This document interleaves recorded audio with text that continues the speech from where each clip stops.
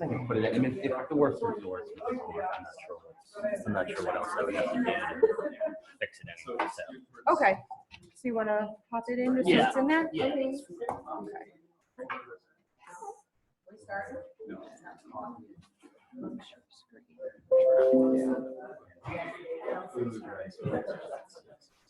If everyone wants to make their way around the table, we can get started.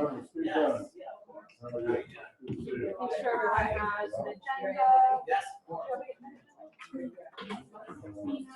Thank you.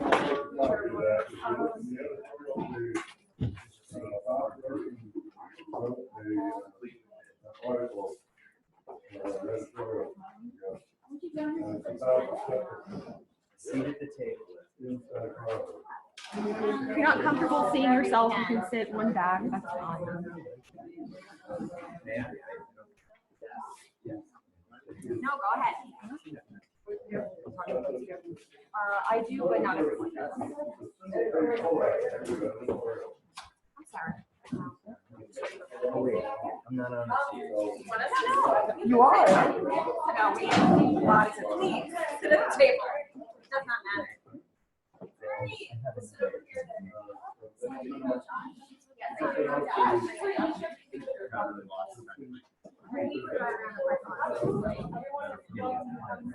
Yeah. We're over by Save your seat for you. Thank you. Thank you.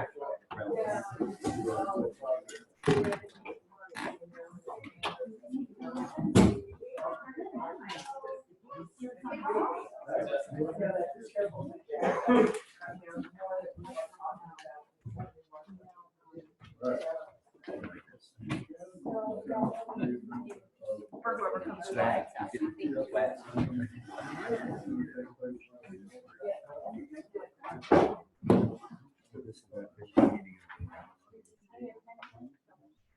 All right, so we can get started.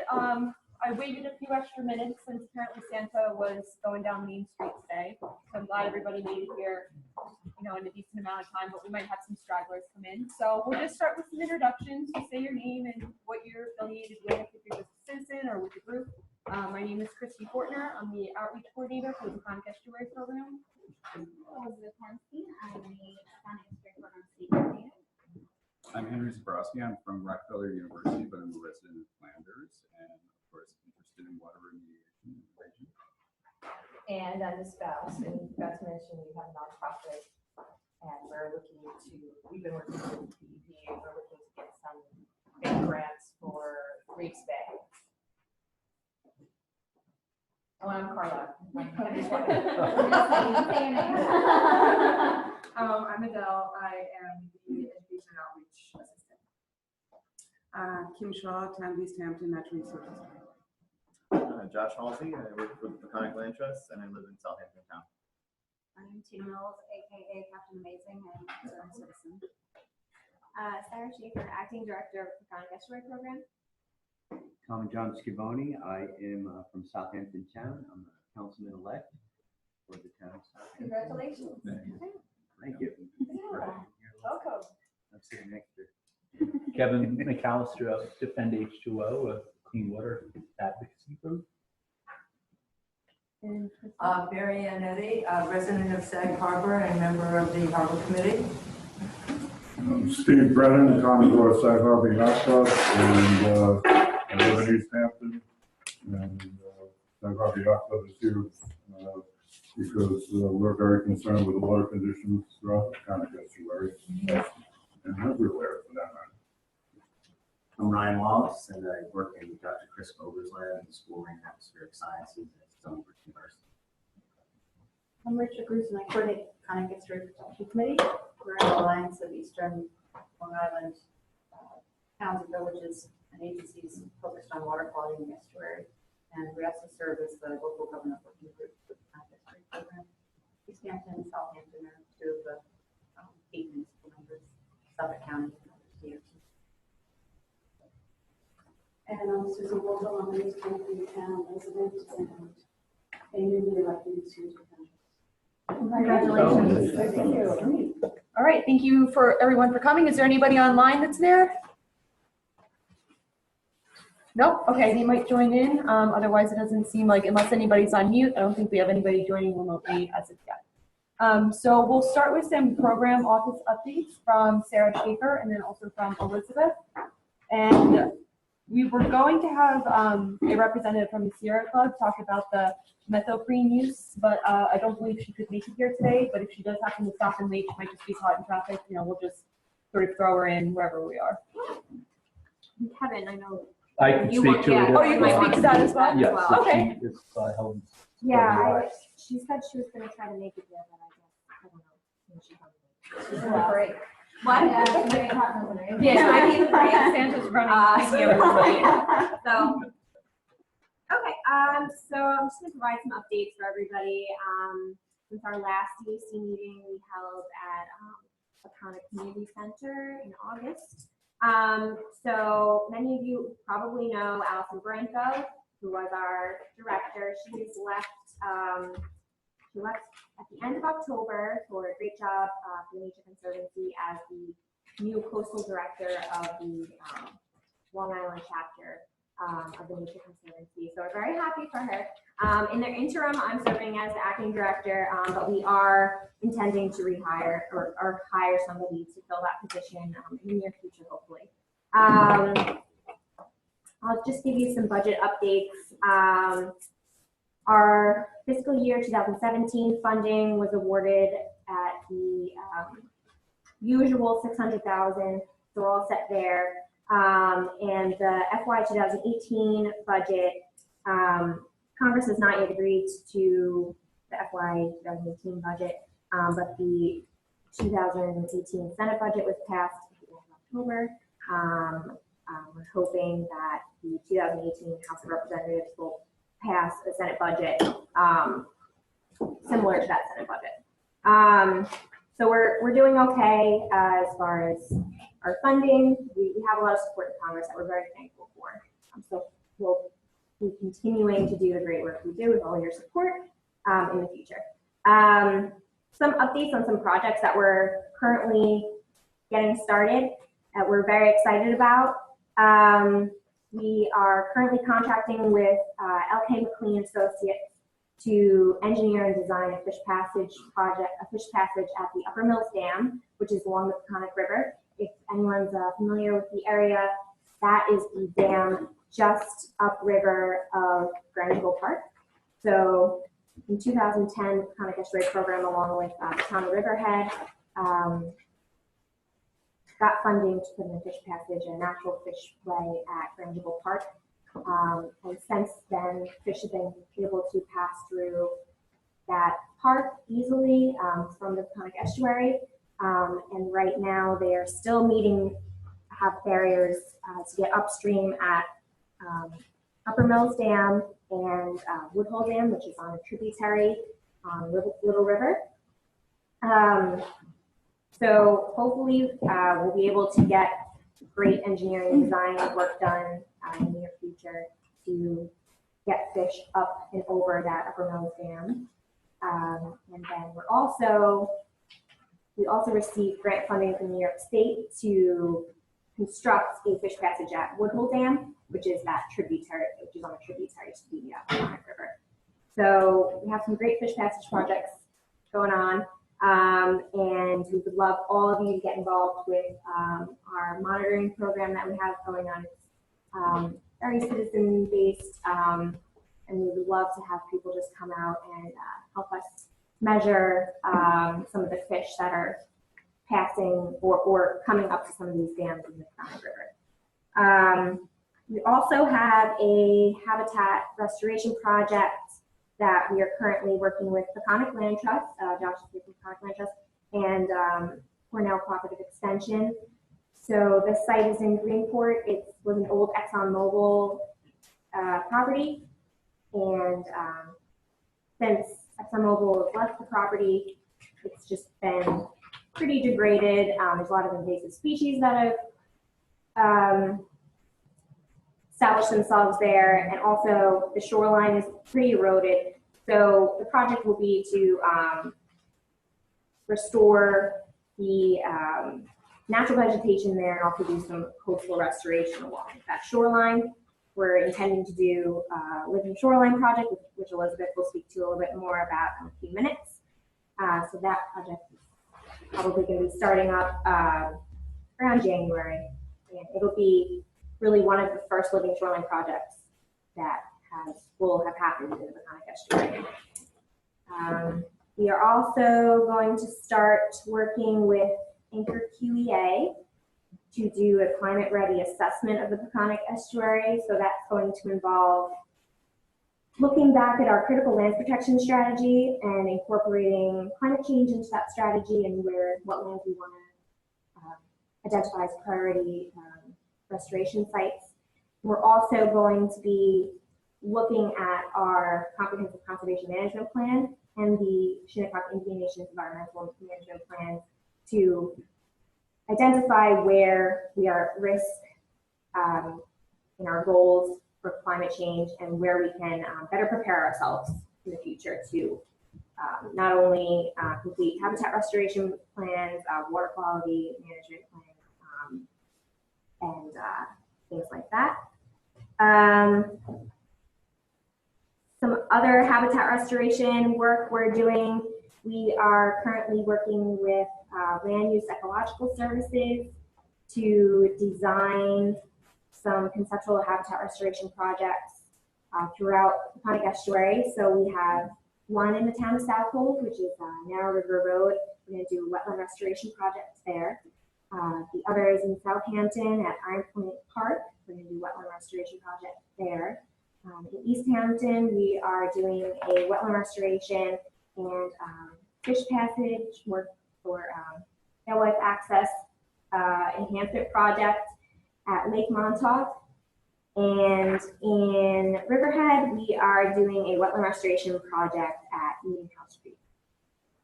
So that work will be to kind of create the design plan, and then after we get that design plan, we'll go out and seek funding to actually complete those projects.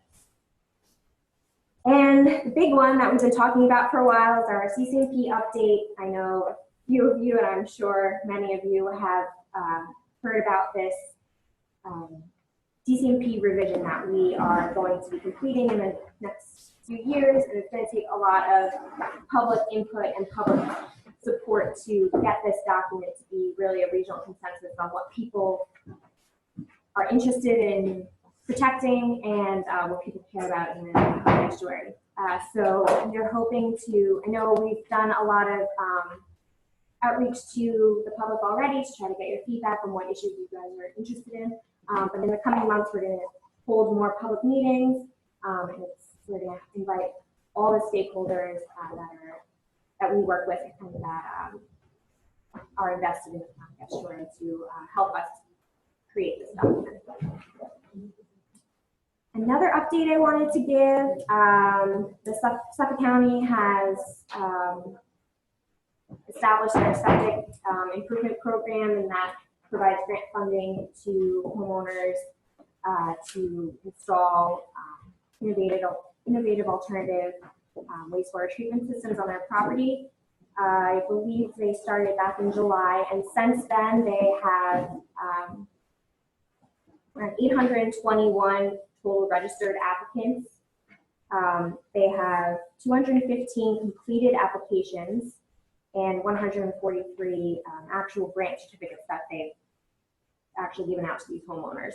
So it's moving along pretty well. I know that I think they have around $2 million to spend.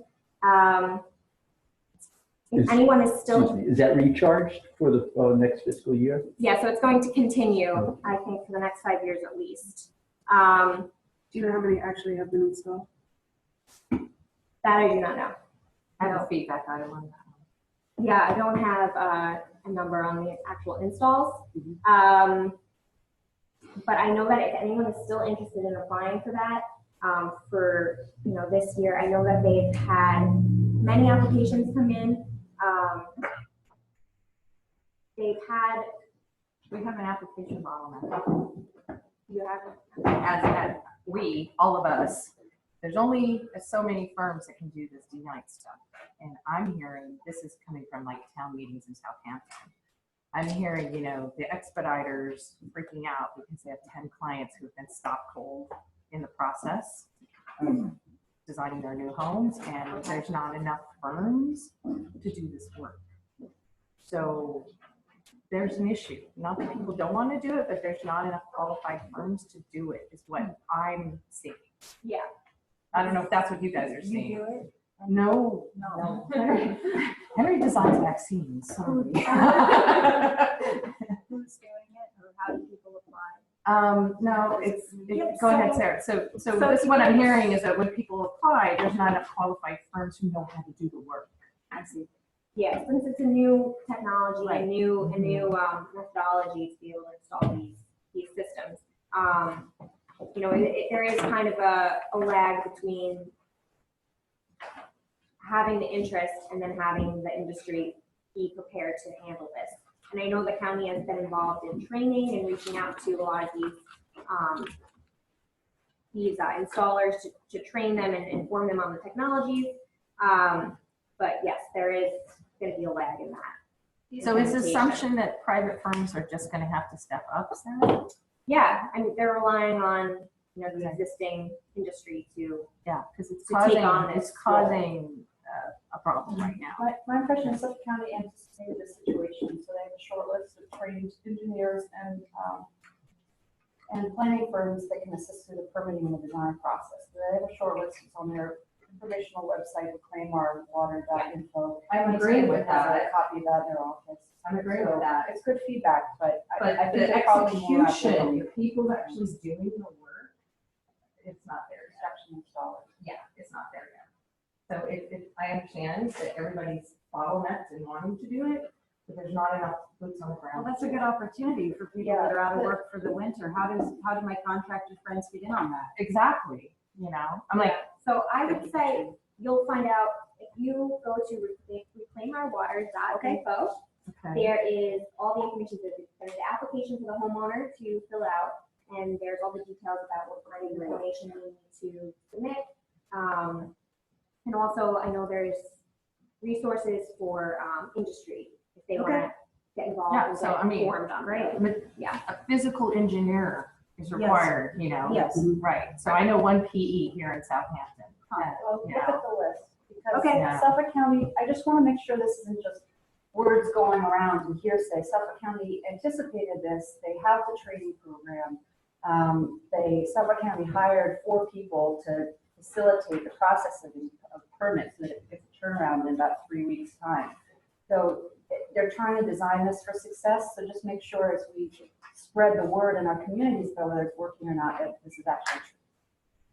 And I just want to add to that, that the town of East Hampton and town of Southampton are offering additional rebates. So in East Hampton and priority watersheds, we're offering another additional 16 to match the 10,000 that the county's offering. And everywhere else in town, it's 10,000. And in Southampton, they have a priority watershed, and I'm not sure on the dollar amount that they're offering. Does anybody know of a property that's been done that we can look at?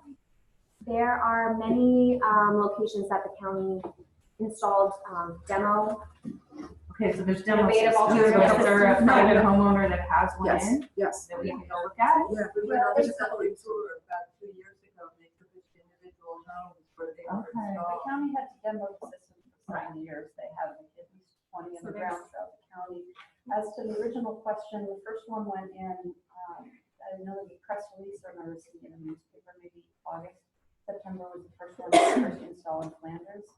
So maybe they're 5 on the ground by now. Well, there's our duck farm. We've got a couple in Montauk, a couple in East Hampton and Noyak. There's a lot of them, not a lot, there's many of them spread around the East End that you can go visit. I'm sure if you contact Justin Jobin at Suffolk County, he could maybe provide you with some sort of contact point to go check them out. Okay. first one, like with the program functioning on it, so it was back in August. Okay.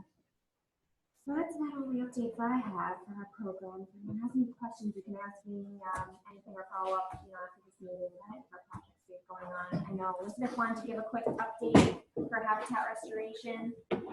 Yep.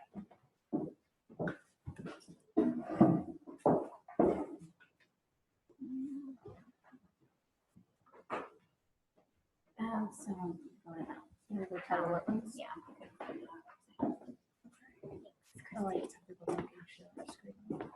Oh, sure.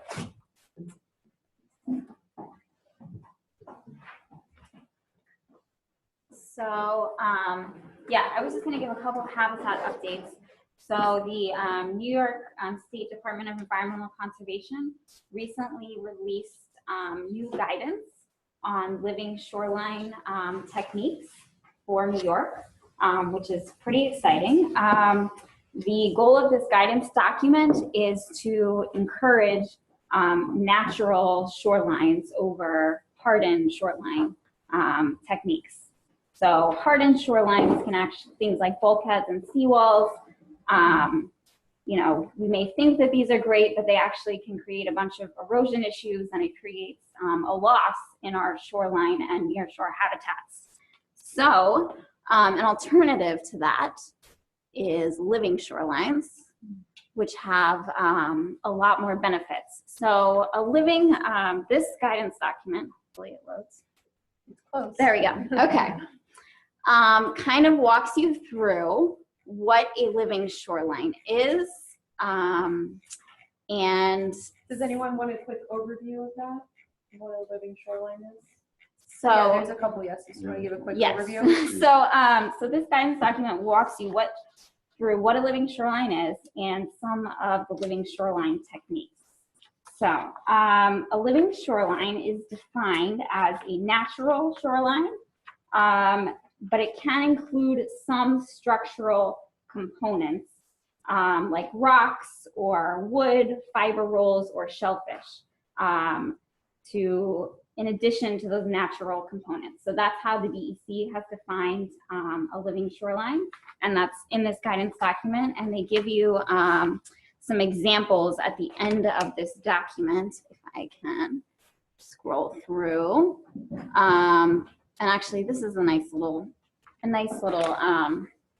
diagram here that shows, this is your hardened shorelines, and a living shoreline looks more like this, very natural features. So the benefits of living shorelines is that they actually provide habitat, and they can, they're better erosion control than these hardened shoreline structures, and have a whole host of other benefits like helping to improve our water quality and that kind of thing. So if you want to do a living shoreline project, just like if you'd want to do a bulkhead or a hardened shoreline project, you do have to get a permit from the state. So the document not only talks about some different living shoreline techniques that could be implemented, but it also walks you through what are the steps if you wanted to implement a living shoreline project and the permit requirements for that. So this is on the New York State Department website on their tidal wetlands page, and it will also be on our website. We thought we had put it on there, but couldn't find it this morning. So there may be some sort of website glitch, but it will be posted on our website. And like I said, it's on the New York State website page, and we can also send out this link to folks that are interested. We're hoping the purpose, as I said, is to encourage these living shorelines over hardened structures. So if people are thinking about putting up a hardened structure on their property, we want to encourage people to instead look at implementing some sort of natural shoreline solution instead. And I think, hang on one second, Sarah had mentioned our project that we're going to do at Widow's Hole in Greenport with the CAC Land Trust and with Cornell Cooperative Extension. And that is meant to be a demonstration living shoreline project. So we're one of the first in the Peconic Estuary. We're going to try to, we want to do these demonstration projects to, you know, see how they work and learn from them, and also so we can take the public out there and say, hey, this is how this living shoreline works, this is what it looks like, and show you the benefits of that over these hardened structures. So hopefully that project will be kicking off, as Sarah said, in 2018, and we may actually be looking for volunteers to come help us do some plantings out there and get involved and make it a fun educational project. I think you had a question? Right. I came to one of these meetings about 6 months ago. I saw a very impressive presentation about what's Chris happening in Pickrell Shinnecock gave. of $3 million. That, if you have that presentation, to put that link up there too. I think that presentation is on our website. Well, I put it right next to this. Yeah. One too. Yes, you're right. The abstract to the very real. Yes. So Chris Pickrell, he works for Cornell Cooperative Extension. He did speak at our CAC meeting 2 CAC meetings ago. He gave a talk on living shorelines. There's a project that they did at the Shinnecock Indian Nation, because that's on Indian reservation land that actually didn't require permits from the state. So they were able to go ahead and implement that project with Shinnecock Indian Nation. And so they've already learned some good things from that project that they've implemented out there. And it looks really great. And they're going to be working with us on that project out in Greenport at the Widow's Hole site. Elizabeth, I haven't seen the final guidance document. It a little ambiguous with the use of stone. Some of your illustrations indicate breakwaters. Relative to the migration landward, is there a hard line on the structures there? Because let me finish the second part. With Indian Island, the application or proposal there included a bulkhead behind the wetland restoration. So honestly, it was certainly not a living shoreline in reality. Yes, so that is not going to be considered that's not going to be considered a living shoreline. The idea with the living shorelines is to use the least amount of structural components that are needed for the project.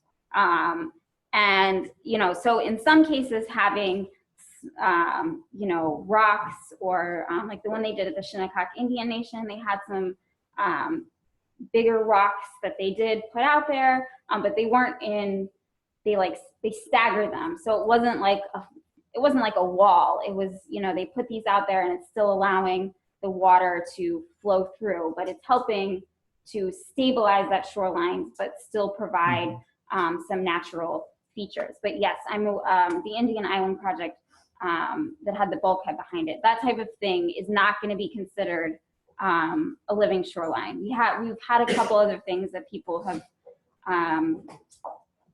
submitted. Like there was one at Real Point that they want to do that also involves breakwaters, and I talked to Don McReynolds, is the one that's working on this living shoreline stuff. Those type of things are not going to count as living shoreline projects. One other with Cow Neck, there was a 1.5 mile stone revetment. Although the stones are staggered, it was suggested it was a living shoreline. It is functioning as a revetment. The near shore is being lost.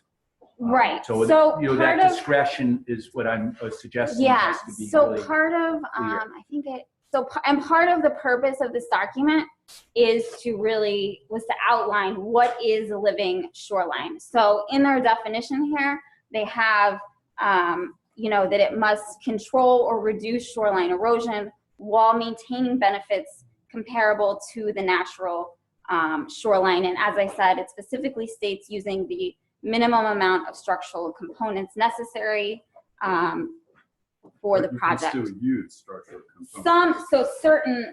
We'll find some exceptions. So rocks and like shellfish and those types of things are going to be considered your. I see that they have a section on standards. Can you scroll through So that? yeah, I'm going to keep going. So they talk about of what they consider permittable.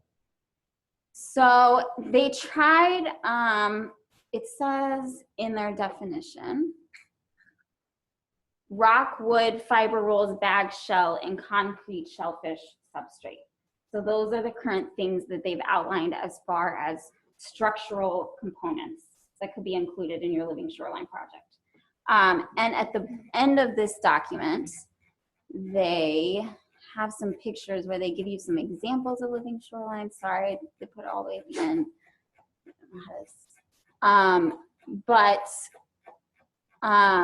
Which are really just some examples, because the thing about these living shoreline projects is that we don't really have many examples of living shoreline projects so far on Long Island. So it's going to be a little bit of a learning process and an adaptive process. So they give some examples of some living shoreline projects in here, but they're examples, and you know how we do these living shoreline projects. They have a list. Using examples from other jurisdictions other than New York. Because we don't have any projects, right? So they have a really great one in St. Augustine, Florida, that my friend is working on down there. I have some pictures of that to show you guys. Yeah, that would be great. Fine. And by project, you mean some instance where you're taking a shoreline which has been altered and returning it to a natural state? There needs to be some sort of damage, right? In order to there needs to be a problem to implement a living shoreline project. You need to be solving, if there needs to be some sort of erosion problem that you're trying to implement. We should have a checklist, like we have hypoxia in the water and we have erosion and that kind of thing. Yeah, so it's an erosion, you know, if you have a site and there's a lot of erosion happening, the idea is that instead of that this would be a type of project you could implement as opposed to a hardened structure, which in a lot of times just makes the erosion issue worse.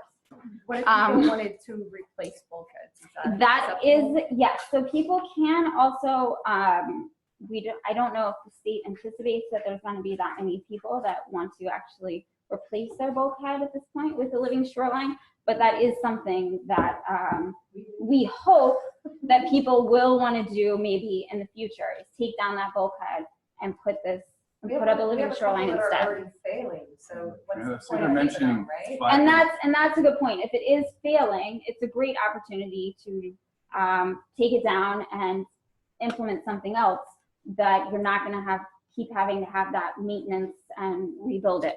I see that they're mentioning fiber rolls. Does that include geotubes? Yes. No. Fiber rolls are basically decomposed. That's and why I'm asking the question. Fiber rolls, you know, that's are for very wave different dissipation, very different. Though and it kind of goes to my point with we've got to be very conscious of discretion in applying these living shorelines to ensure that they are able to migrate and they do function in perpetuity. So the geotubes are kind of not working, right? No, they're very destructive. It's a form of hardening, shoreline hardening. Okay. For those people that don't know what geotubes are, so I think, I don't know if the geotubes are going to be allowed or not. I'm not positive. So, but I think, you know, with these living shoreline projects, like I said, it's going to be a little bit of it's going to be project by project, what is necessary for that particular site. And it's going to be a little bit of a learning process for both the state and the people doing permits when we're figuring this out. And one of the other things I didn't mention is that they want with these living shoreline projects is to make sure that we have some post monitoring once these living shoreline projects are implemented. And that will give us an idea of, you know, we see something that's not working, let's make sure we're not doing that and adapting our approach for that. And this is the little, at the end here, they have some techniques. So beach nourishment and sand replenishment, vegetated slope, And then here you have, so these are the fiber rolls or bagged shells example. So this is for edging or toe protection.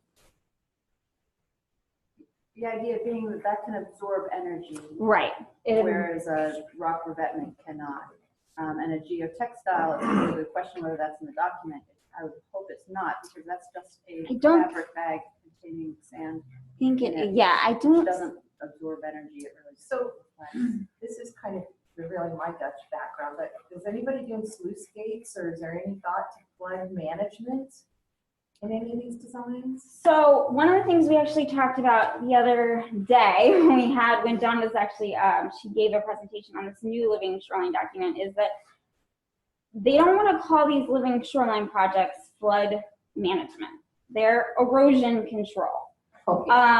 So, you know, we're not, and I think this is important, you know, even with your hardened structures, you know, we're not going to stop the water from rising. So it's something that we just need to keep in mind. The water is going to rise, and we are not going to stop it. There are some things that we can do to make our coastlines more resilient, and we should do those things, but it's also going to be important to think about, you know, realize that the water is going to rise, and it's going to have an effect on folks that are living on the coastline. And so it's just something, you know, to keep in mind. Where I was going with this is that, you know, you can build these beautiful things, and then one giant nor'easter can just take it away. And that's why I was like, if we're not building some kind of sluice gates to help manage those nor'easters, some of these beautiful projects are going to last a year. Well, I don't think, you know, What's a sluice gate? A sluice gate? Oh my God. Yeah, I'll come back to you on that one. Because I don't want to interrupt the meeting. Spell it for me, and I'll look it up myself. Yes. You scroll past beach replenishment. Yes. Are all forms of beach replenishment equal? No. So with And I don't want to take this off track either. Yeah, sorry, I know we're good. Just footnote it and talk about it some other time.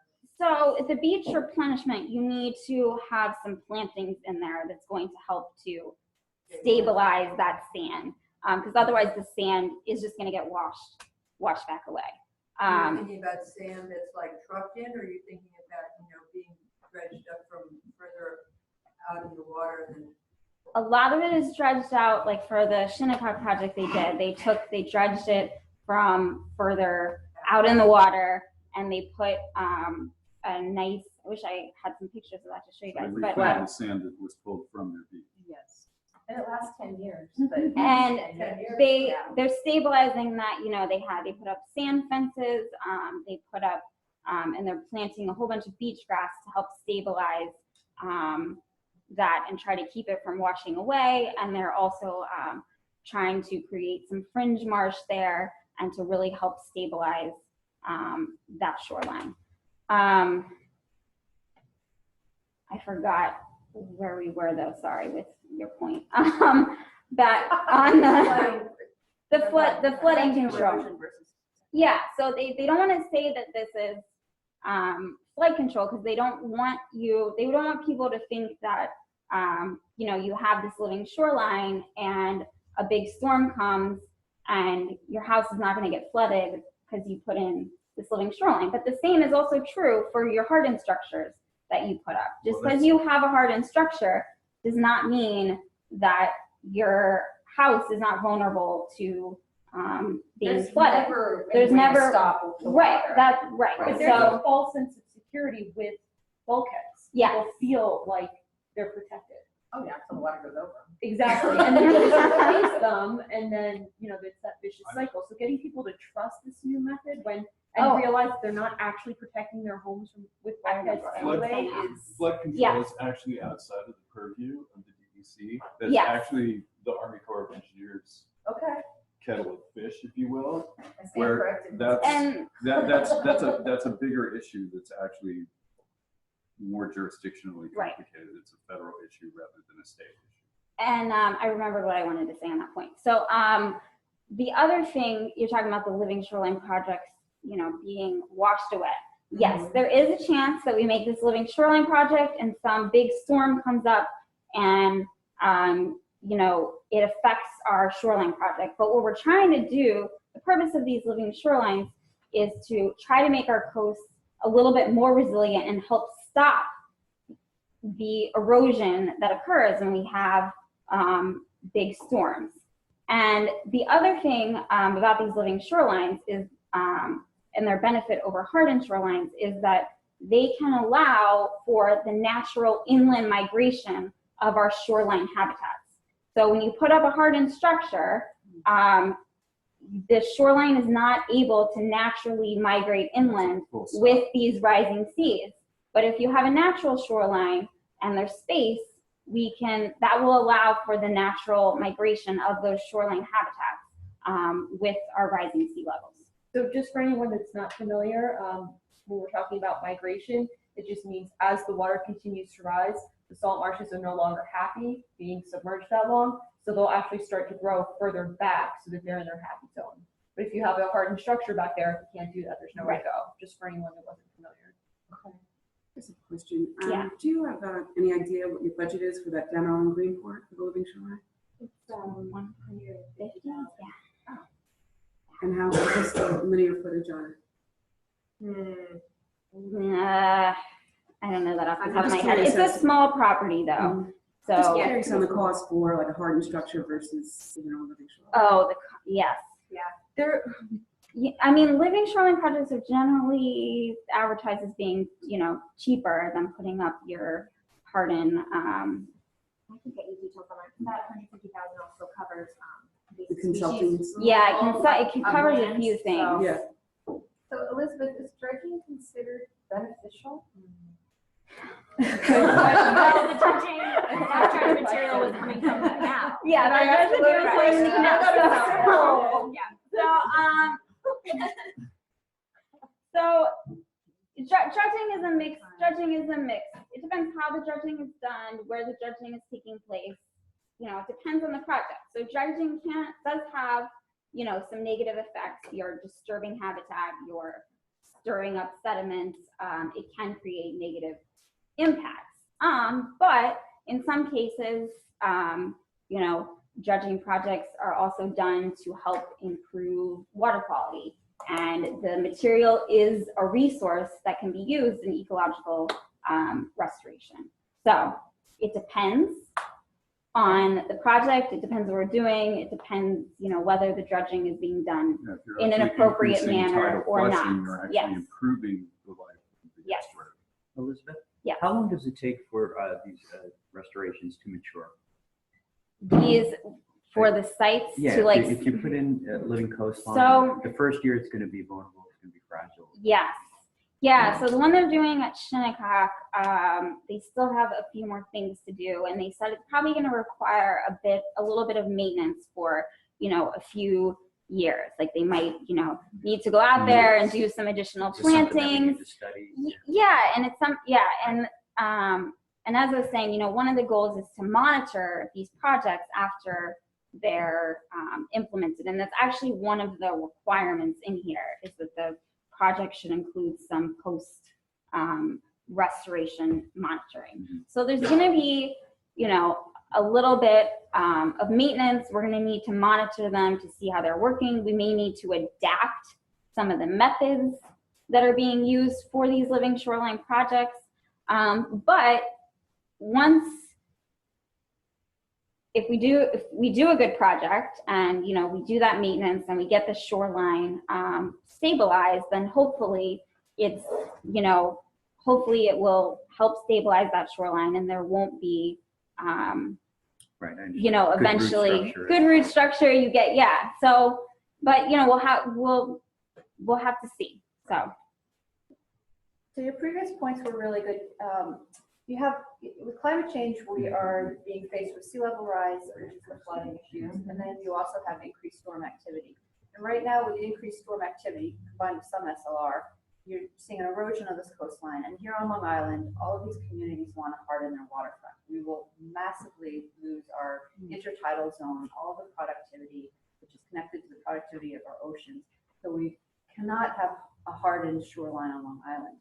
These solutions may not help us with sea level rise. We have to comprehensively consider relocating structures from the shore.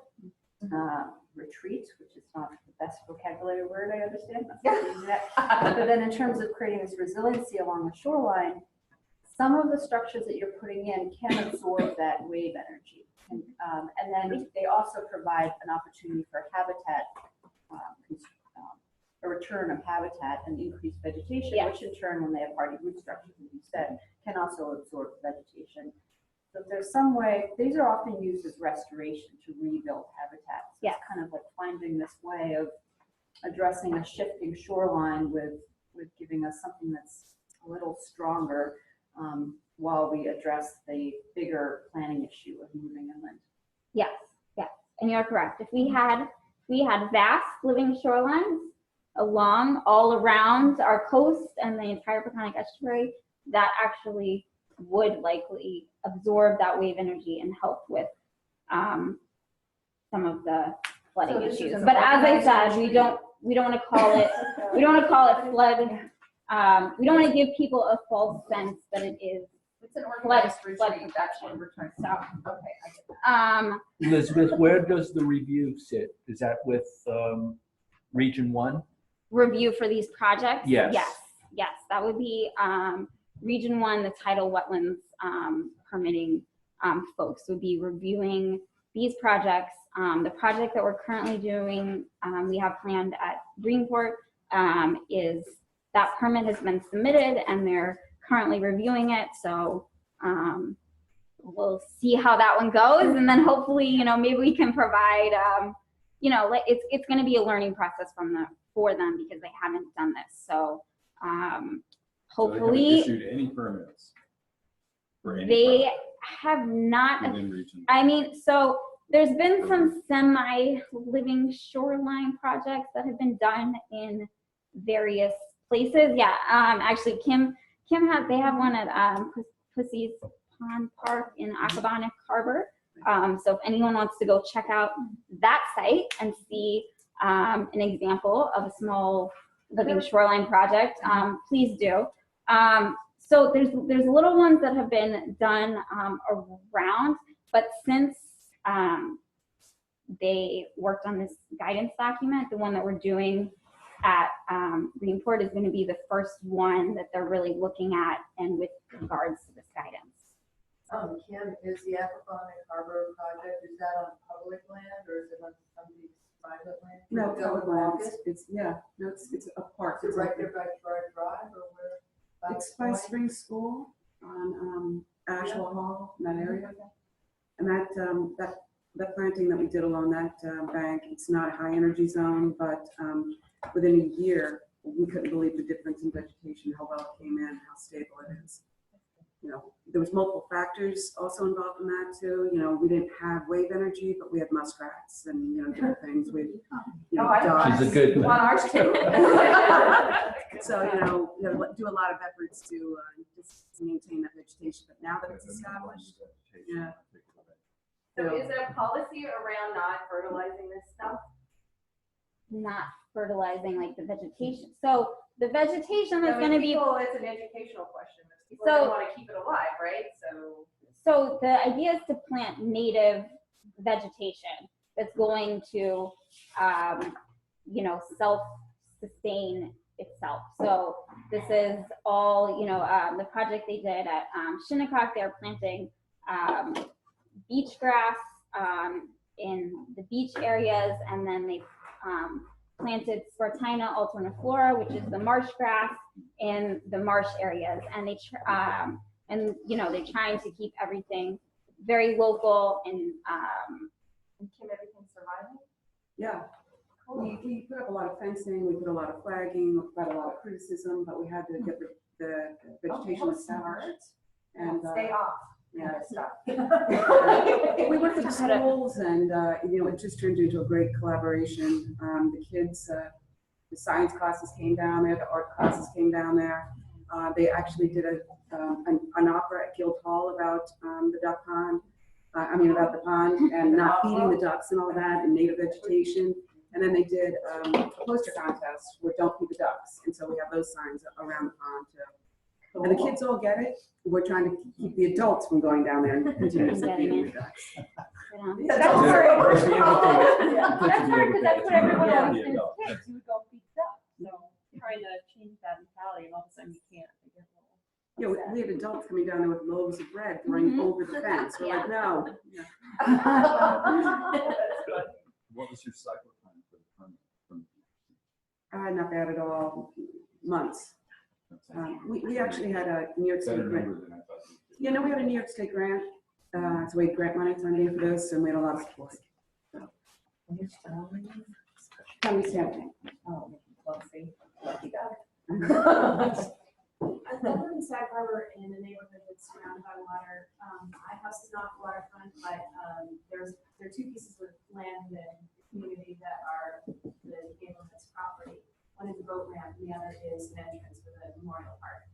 And it doesn't necessarily have erosion because we have invasive trees that are not native, which are, they get hit by the wind coming from Long Beach and then they snap off, and it's basically, it's not native. It's not necessarily eroding, but it's also not really doing much for the ecology because it gets the sand and, runoff from Noyak there. And I think it's an opportunity. I mean, it's my neighborhood. I feel like there's an opportunity to improve it. I don't know necessarily, and that's one of the reasons why I came here today, but I would love to know, what's worked with some of the projects you've been involved with, and lessons learned that sort of established well, because I feel like it's part of Sag Harbor code, so it's not going to stop flooding, and I don't expect that at all. But I feel like in terms of water runoff and just creating more of a natural environment for native species, both plants and animals as well, there's an opportunity. I just don't know what is the practical application. What can I gain from? I would love the presentation that you've got. So I would love to take what you have and apply it to what I hope to change. Are you on our mailing list? Did you sign in and leave your email? So we will do a follow-up email and we'll make sure, Adele, to include that document so that you have access to it. And that sounds like presentation.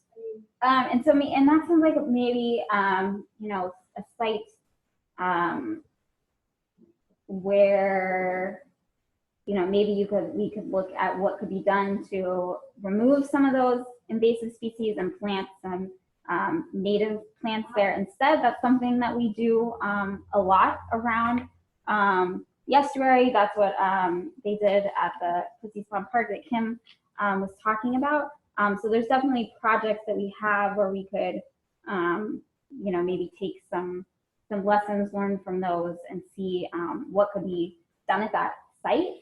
We'd probably have to go out and take a look at that site and have some people evaluate what should be done there. But there's certainly, always opportunities to do some habitat restoration and help make that a more useful habitat, as you were saying. So it can be twofold. I mean, yeah, exactly. It can absorb a lot of runoff, which currently we've got these certainly tree of paradise and ailanthus trees, which just are rubbish.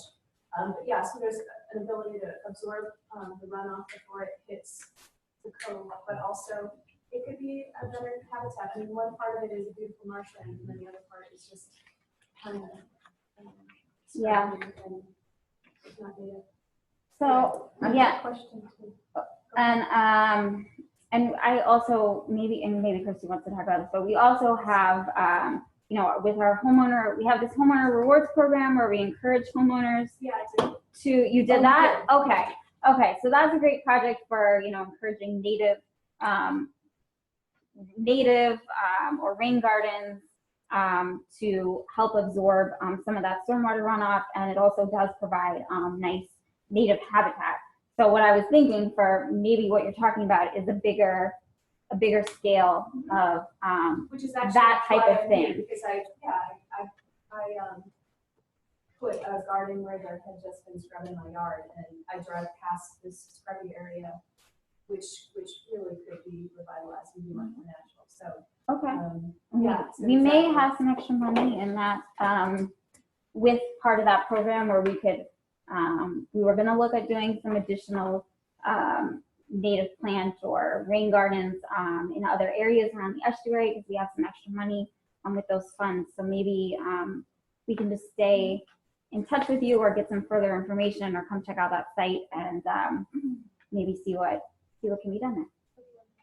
You're welcome. Did you have a question? I did, and it has to do with kind of going forward in this scenario. I see the towns are getting a lot of grants here and there, and you guys are involved. So are you advising the towns to go out and help residents, or how are you working with the towns as they get their grants? Yeah. So that was the one other thing I was going to give an update on. So we're currently, I know, I feel like I'm taking, I don't want to take, and Christy, feel free to tell us when cut me off whenever we need to stop the conversation. But I'm currently working on an update of our habitat restoration plan. So the Peconic Estuary Program currently has a habitat restoration plan from 2009 that was a collaboration among our many stakeholders and identified some priority habitat restoration projects around the estuary that we wanted to implement. The new update is a little bit more comprehensive plan. It includes a description of habitats around the estuary, a description of threats to the estuary, and we've identified some goals and strategies for addressing those threats to sort of guide habitat restoration and protection, ideally over the next decade. This is the idea of this plan. And we've been holding meetings with stakeholders, talking to folks at the town, talking to our nonprofit partners, and getting their feedback on this plan, and getting nominations from them on what habitat restoration projects that they would like to see. So the plan is also going to have a list of priority projects that have already been identified. And of course, over the years, we'll probably add additional projects to that list. But we've identified some goals and objectives to really help us focus in on what our habitat restoration goals and strategies are going to be over the next several years. And we're going to be holding one more meeting later this month. I've not finalized that date yet, but it will be finalized soon, and I'll be sending out an announcement. And also, I'm planning to send out the entire draft habitat restoration plan for stakeholder review and feedback. So, it's more of a document for resource managers and how, that they can use to help and how our partners can work with us and we can work with them on habitat restoration efforts. But, like I said, the plan also includes some great general information about habitats in the Peconic Estuary, and for, like you guys with your nonprofit, and looking at doing habitat restoration, it may be interesting to some of you guys to see just what habitat restoration and protection efforts we're planning around the estuary. And, so keep an eye out for that, because I will be sending out the entire draft very plan. specific. Is the expectation that we go out and get a matching grant with our town? So so as far as funding for the Peconic Estuary, we have tried to fund designs for priority habitat restoration projects around the estuary, because there's usually very limited funding available for habitat restoration designs. We've then taken those designs and worked with whoever our partners are on that project to go out and get grants to implement those habitat restoration projects. So that's been our strategy. Funding and resources is a problem with implementing habitat, restoration. Kind of, something we've learned over the years. We are trying to find additional funding sources, but yes, implementing habitat restoration is going to be a collaborative. It's going to require a collaborative effort between the Peconic Estuary, between the towns, between nonprofits. It's a collaborative. It's going to be a collaborative effort if we're going to implement these things. But yes, so we are. I'm going to move on. I love that we had discussion. That's why I let us go over so far. But we do have to keep it moving a little. So the next two things after the meeting, of course, stick around and we can continue the discussion. But the next two things on the agenda was a website tour and then the CAC ambassadors. So I'm going to sort of combine the two and go over it quickly so we have enough time for Ryan to do this really great presentation. I know Living Shorelines kind of dominated the talk so far, but we'll switch over to harmful algal blooms. So does everybody have the CAC ambassador talking points? Great. This is just a little document that you can bring home and tell other people in your community about our different projects that are going on. Just so that you can help us reach other community members. We do as much as we can with our outreach team, but we could always use a little extra help. So if you know about some of the things that are going on and you can relay that to your community, that would be great. So one is just encourage homeowner reward program participation. I think most of you already know about our program. We offer up to $500 back for installing native vegetation or a rain barrel. You can have several rain barrels. We have a really nice tour of our website that I'm going to jump to now and sort of combine the two. But we are going to run out of that grant, and it will no longer be available as of 2019 in September. So that really only gives us 2 more springs before, the thing keeps popping down, 2 more springs before, it's pretty much over, and another 2 falls. Slowly, there it is. So now that we have this really great new website that was just launched in September, right? Yes. So this was a long time waiting. We're really excited about our new format. It's much easier to navigate. If anyone has been on our old website, you can understand how frustrating it was. So we have a really nice new layout. We have these tabs at the bottom. You can easily see any upcoming events that are going on. The tides are up here, so if you ever just need the tides quickly, you can always run to our website as well. It's much easier to sign up for our newsletter now, so there's a connect with us. It's really easy right at the bottom of every page.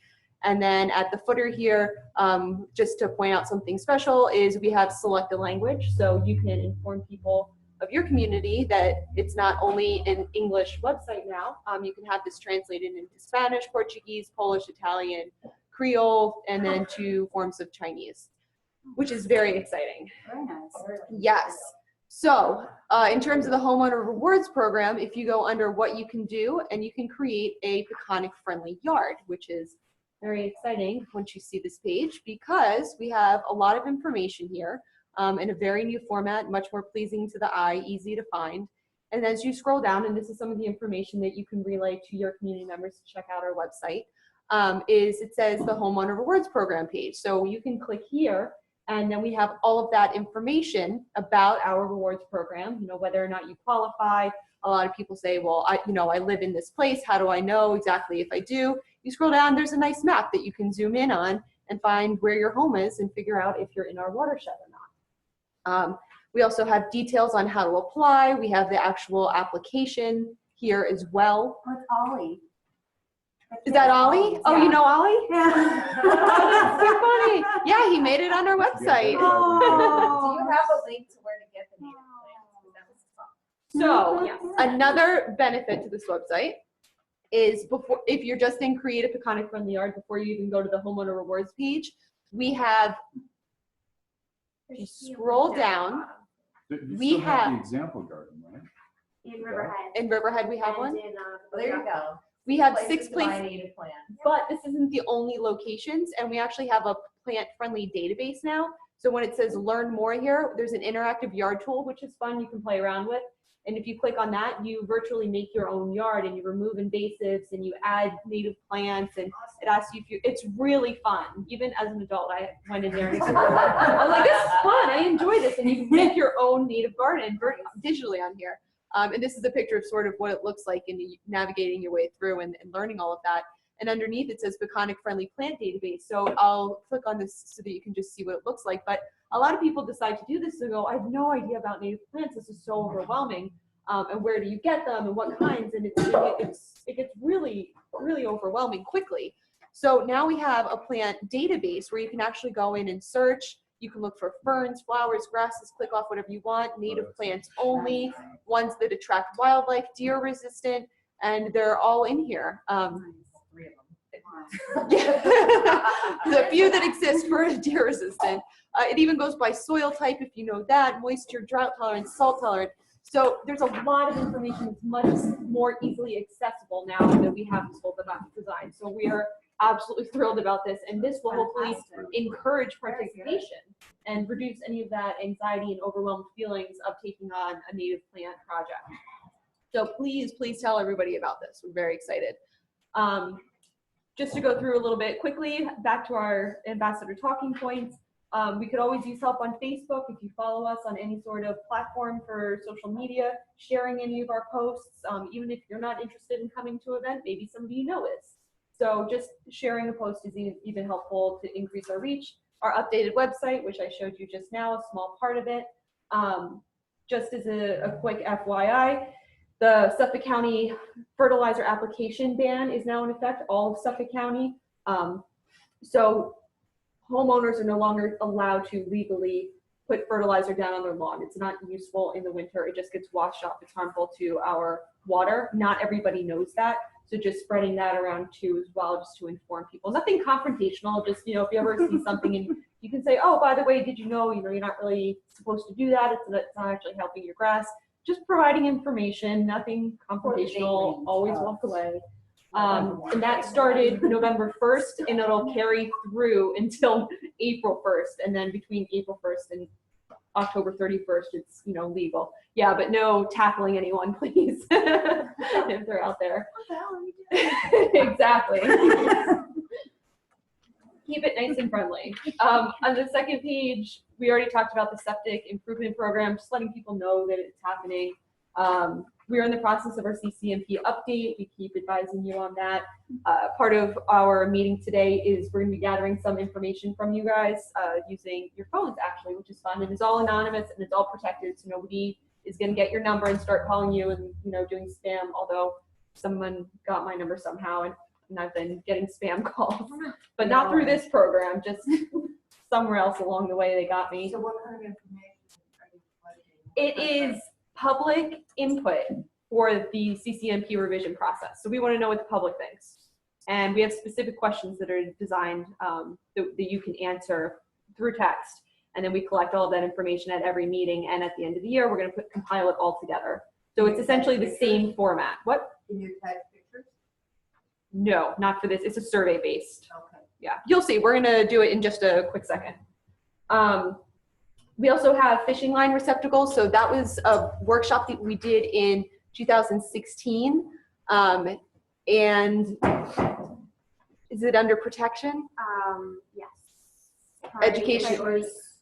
What are you looking for? Oh, The map. Yeah, it's in a couple places. It's in a couple places, but in 2016, we had a workshop where people assembled these monofilament receptacles. It's just single-stranded line for fishing, and it's very harmful to the environment. So we have these receptacles that were put together and then placed all over the East End. So we have this really nice interactive map.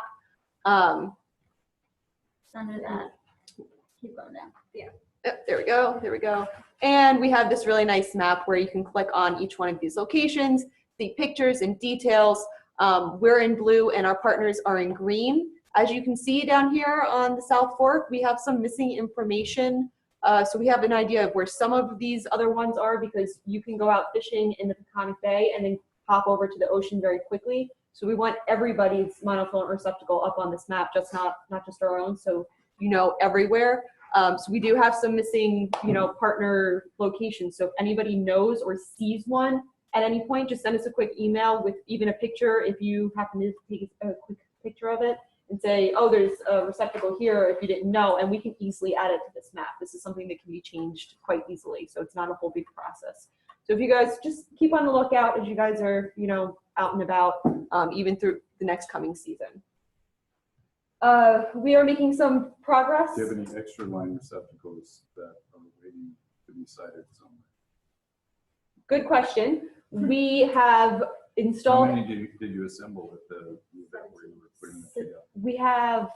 We did 16 at the event, and then had donations from Rotary clubs from Southampton and Hampton Bays Rotary clubs, and got 2 more made and put in on the South Shore, on the South Fork here in Hampton Bays on the Shinnecock Canal. We don't have any extra. So we don't have any extra, but we were able to put in those 2 additional ones because of donations. So For 2. for the 2, yep, they the specifically 2 sponsored 2 being made. Okay. Mhm.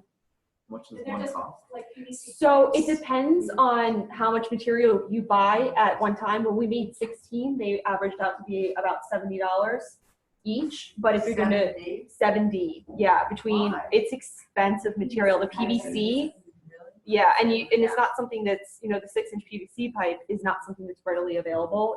It's more expensive. They have to order it and bring it into the shop, and it's Can we donate some to you? That's what I'm driving at.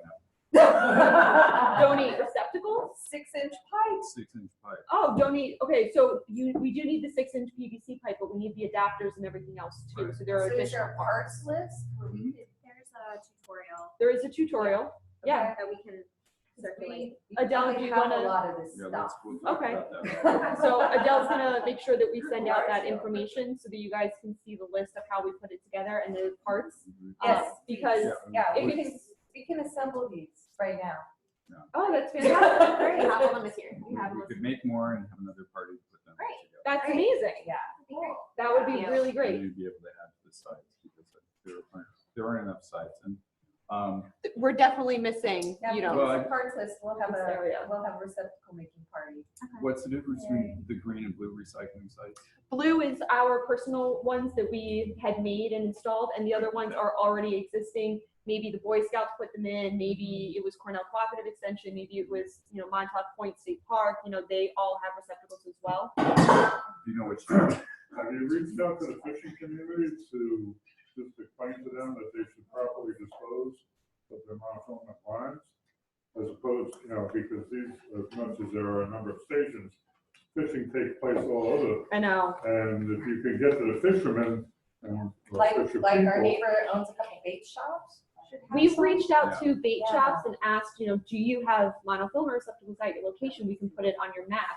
And we have started to reach out and do that, but there's very limited response. We're working with the Safe Boating America to reach new boaters that are coming through to inform them about this kind of program, plus, avoiding eelgrass beds and all that jazz. So if we went to the bait shop owners and said, we have this cool thing for you, we want to put it right here.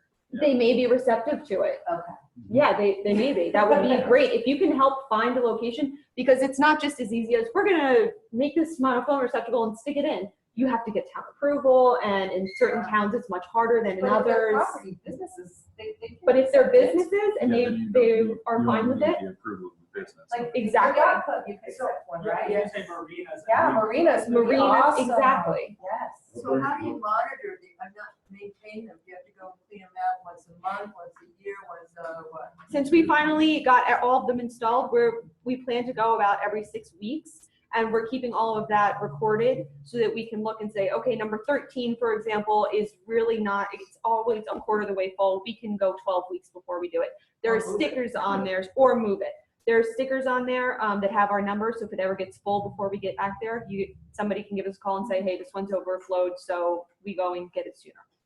Yeah, you mentioned scout troops, and this would be a perfect sort of service type program for the scouts to do, either through their own troops or through Order of the Arrow or something like that. Yes, They would be yeah. collecting as a service. And I noticed you also had the company that is actually doing the recycling on the website. Yes, yep. So we do somebody send just this out to actually had Berkeley. a big pile of line and they just wanted to send it there directly. They send it. Exactly. Which was something I was wondering, like, after you make these and it gets gathered, where does it go? Right. And now I see that you gather it on the website, so that's good. Yeah. Do you have any idea how much use these actually get, how much, collection you get? So it doesn't sound like a lot because fishing line is very lightweight, but we've sent out over, and it is a lot. It was 0.6 pounds of, and it sounds like nothing, but because it's fishing line and it weighs like nothing, it's more the volume that you would see is more of an impact. We actually do have pictures and we post them up on Facebook, but now that you said that, we should post them on the website as well so you can actually see the big what, mound. exactly, Yeah. see what it looks like. That's a good point. What We put it in a box, depending on how much we've collected, we put it in some sort of container and then we ship it off to Iowa so they can reuse it.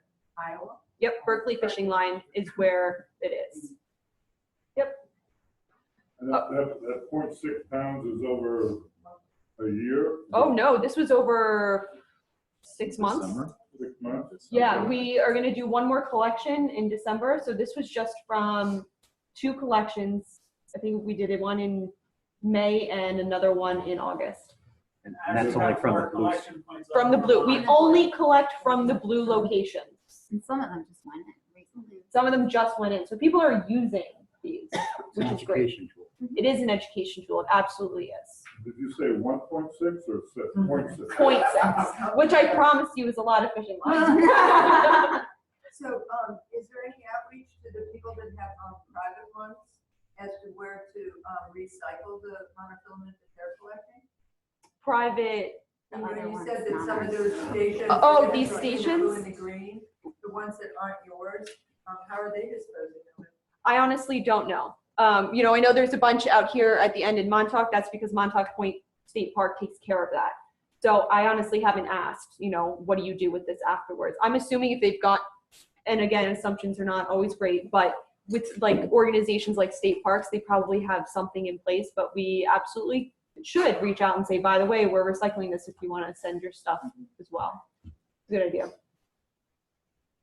Okay, so we are far behind, so we're gonna move on from here. But there's a few more points that you can read over. Please share that with everyone. I'm glad that we got to explore our website a little bit more. We have recreation maps that are interactive like this, so explore around. It's really fun. A lot of info about what we do, including habitat restoration on there. So yes, please look at the website. Yes. It's much nicer now. So this is going to be the fun part of collecting. Yeah. One quick question on this. I don't see anything about no discharge,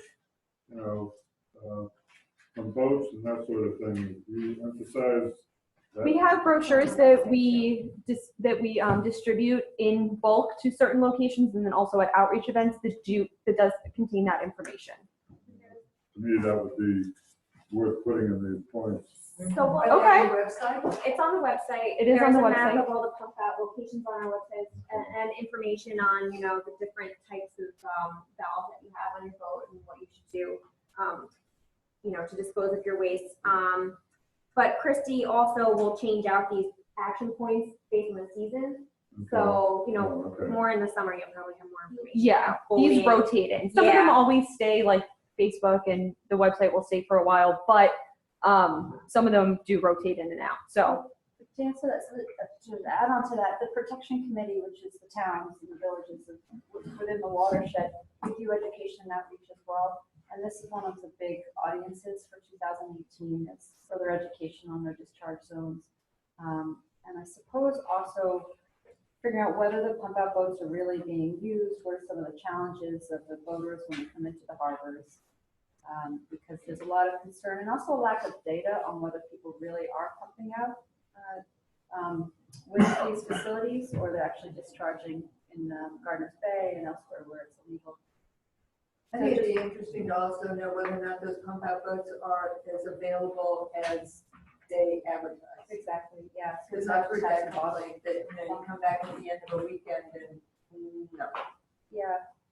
I know Southampton has very successful, they have multiple boats, and I know the last report I got from them was You know, they actually have like discharge points so the boats can stay in service, so they're not like picking off the water, but they have facilities that they dump into that are carted off, so. They kind of self-serve. You can pull up as a boat and offload your discharge. Down the road, you can pull up there. They're actually self-serve and actually it's a vehicle. Oh, there you go. You can actually find chime in. Is this a good segue for Ryan? This is a good segue, actually. So we're going to invite Ryan to come up and speak, but before we do that, I have one question for all of you, and then we'll do the other questions after. This is called Poll Everywhere, so it's using text messaging. So if you guys can text, then you can participate in this. This is anonymous, so when you answer, it's not going to say your name, it's not going to say your phone number, the answer just pops up anonymously. And what you do is instead of picking out a contact, you know, your mom or your sister or your kids or whoever, you're just going to type in the number 22333. So that's the place that you're sending it to. And in that, you're going to send the text message, which is my name and a few letters. And that's going to be in the body. So if anyone wants to participate, take out your phone. You're just going to answer the question, what do you think is the main cause of harmful algal blooms? And then after the presentation, we'll ask you again and see how the answers have changed. So you can do this on your phone, if you're connected on your tablet or anything like that. Christy, can you give that number again? 22333.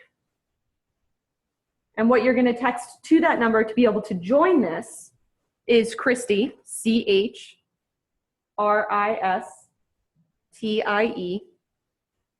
PFOE. I know it's a long one. It's my fault for my name. It doesn't have to. Okay. 976 are the three numbers at the end. So we've been down this road before. Can you just make I can you know what? I should go in and see if I can change that because they gave it to me. This is like an They just gave me that one, but I should absolutely go in. It is hard. That's not. Yeah. Good idea. I'm gonna go in and see if there's a way to change that. So I'm gonna open this so that when you're ready. Christy, for the next presentation, can I just briefly go to our website, the committee website? I think we should probably move through this a little. But after the presentation, we'll absolutely do that. Yeah. I just wanted to give them. So did anybody send in and then get a response that say you're joined now? Yes. Some yeses, some no's. So if you got a yes, you can answer this question. You just text in a word or a phrase. It's asking to create an account. Yeah. It shouldn't.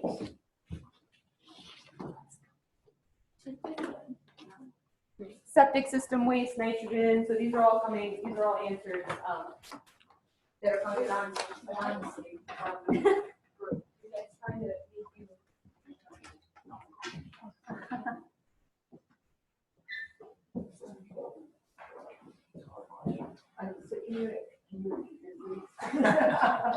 I was like doing like that's the day.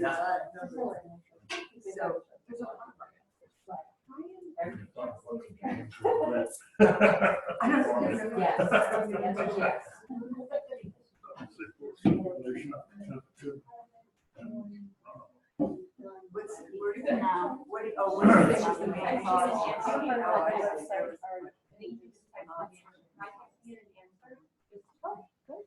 To that question, what do you think is the main cause of harmful algal?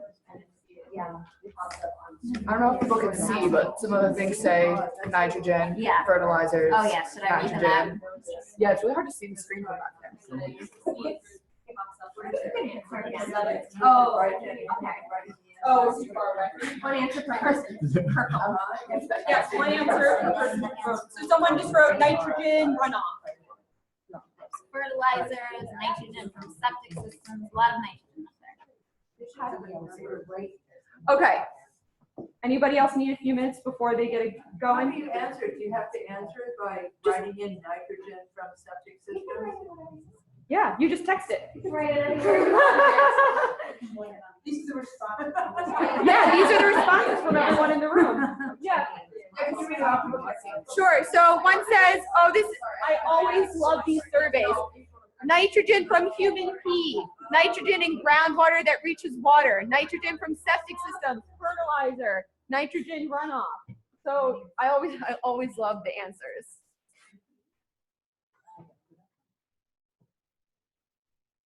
Okay, so is everyone good? Do we have anyone else that needs to text in before we start with Brian? I'm the laggard and I'm sorry. You're good? Okay. Okay, there we go. Septic systems. All right. So it'll be anonymous after now because you'll join in with the rest. Okay. Ryan. Oh, I have a ton of stuff. It should say PE.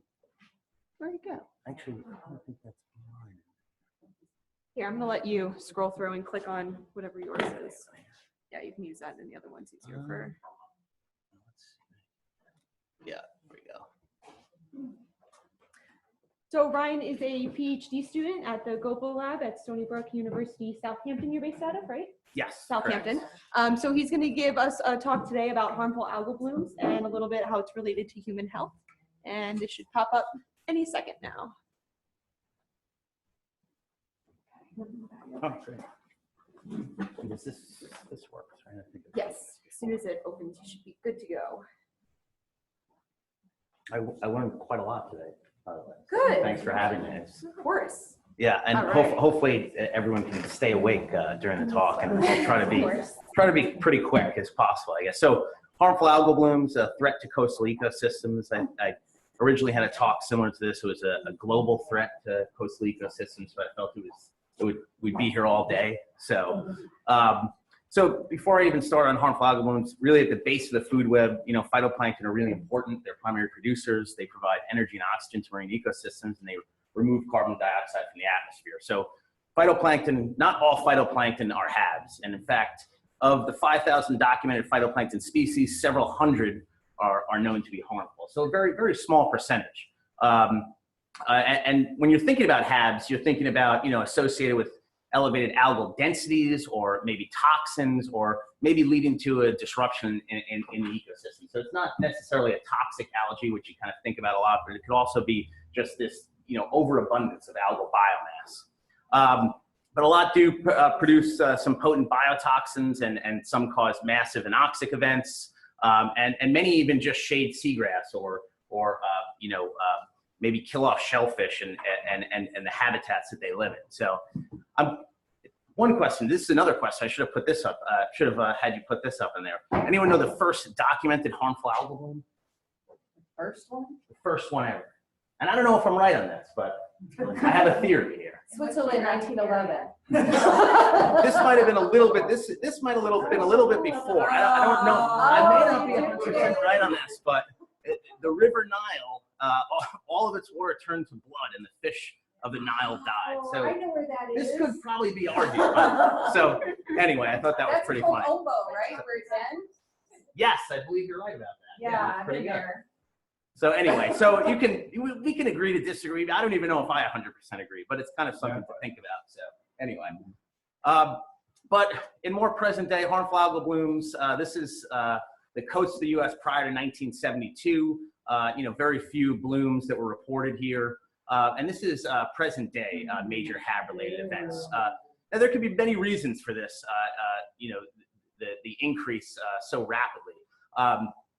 Just to kind of run down, I don't know how I don't know the backgrounds of everyone in here, so I'm kind of just, I'm going to talk like diatoms and dinoflagellates, and it's not so important. These are just different types of algae, and they're just, taxonomically distinct from one another. So if you hear me talking about it, and if you have any questions, ask me or whatever, and we can talk about it. But these are kind of some typical harmful algal groups. Dinoflagellates are really probably the most common. But there's some diatoms that are harmful, some pelagophytes, and then some cyanobacteria and a couple others. So I'll talk about a couple of these. I obviously can't touch on all of them.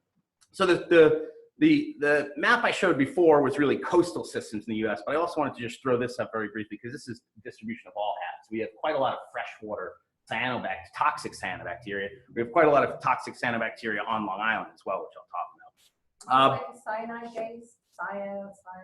You have to explain the underlying. So processes. yeah, so cyanobacteria is really just they're a photosynthesizing bacteria. So that's just kind of the name. Sometimes you'll hear them called blue-green algae. So they actually produce a number of different toxins. Probably the most common is microcystin toxin, which I'll talk about a little, but it's not.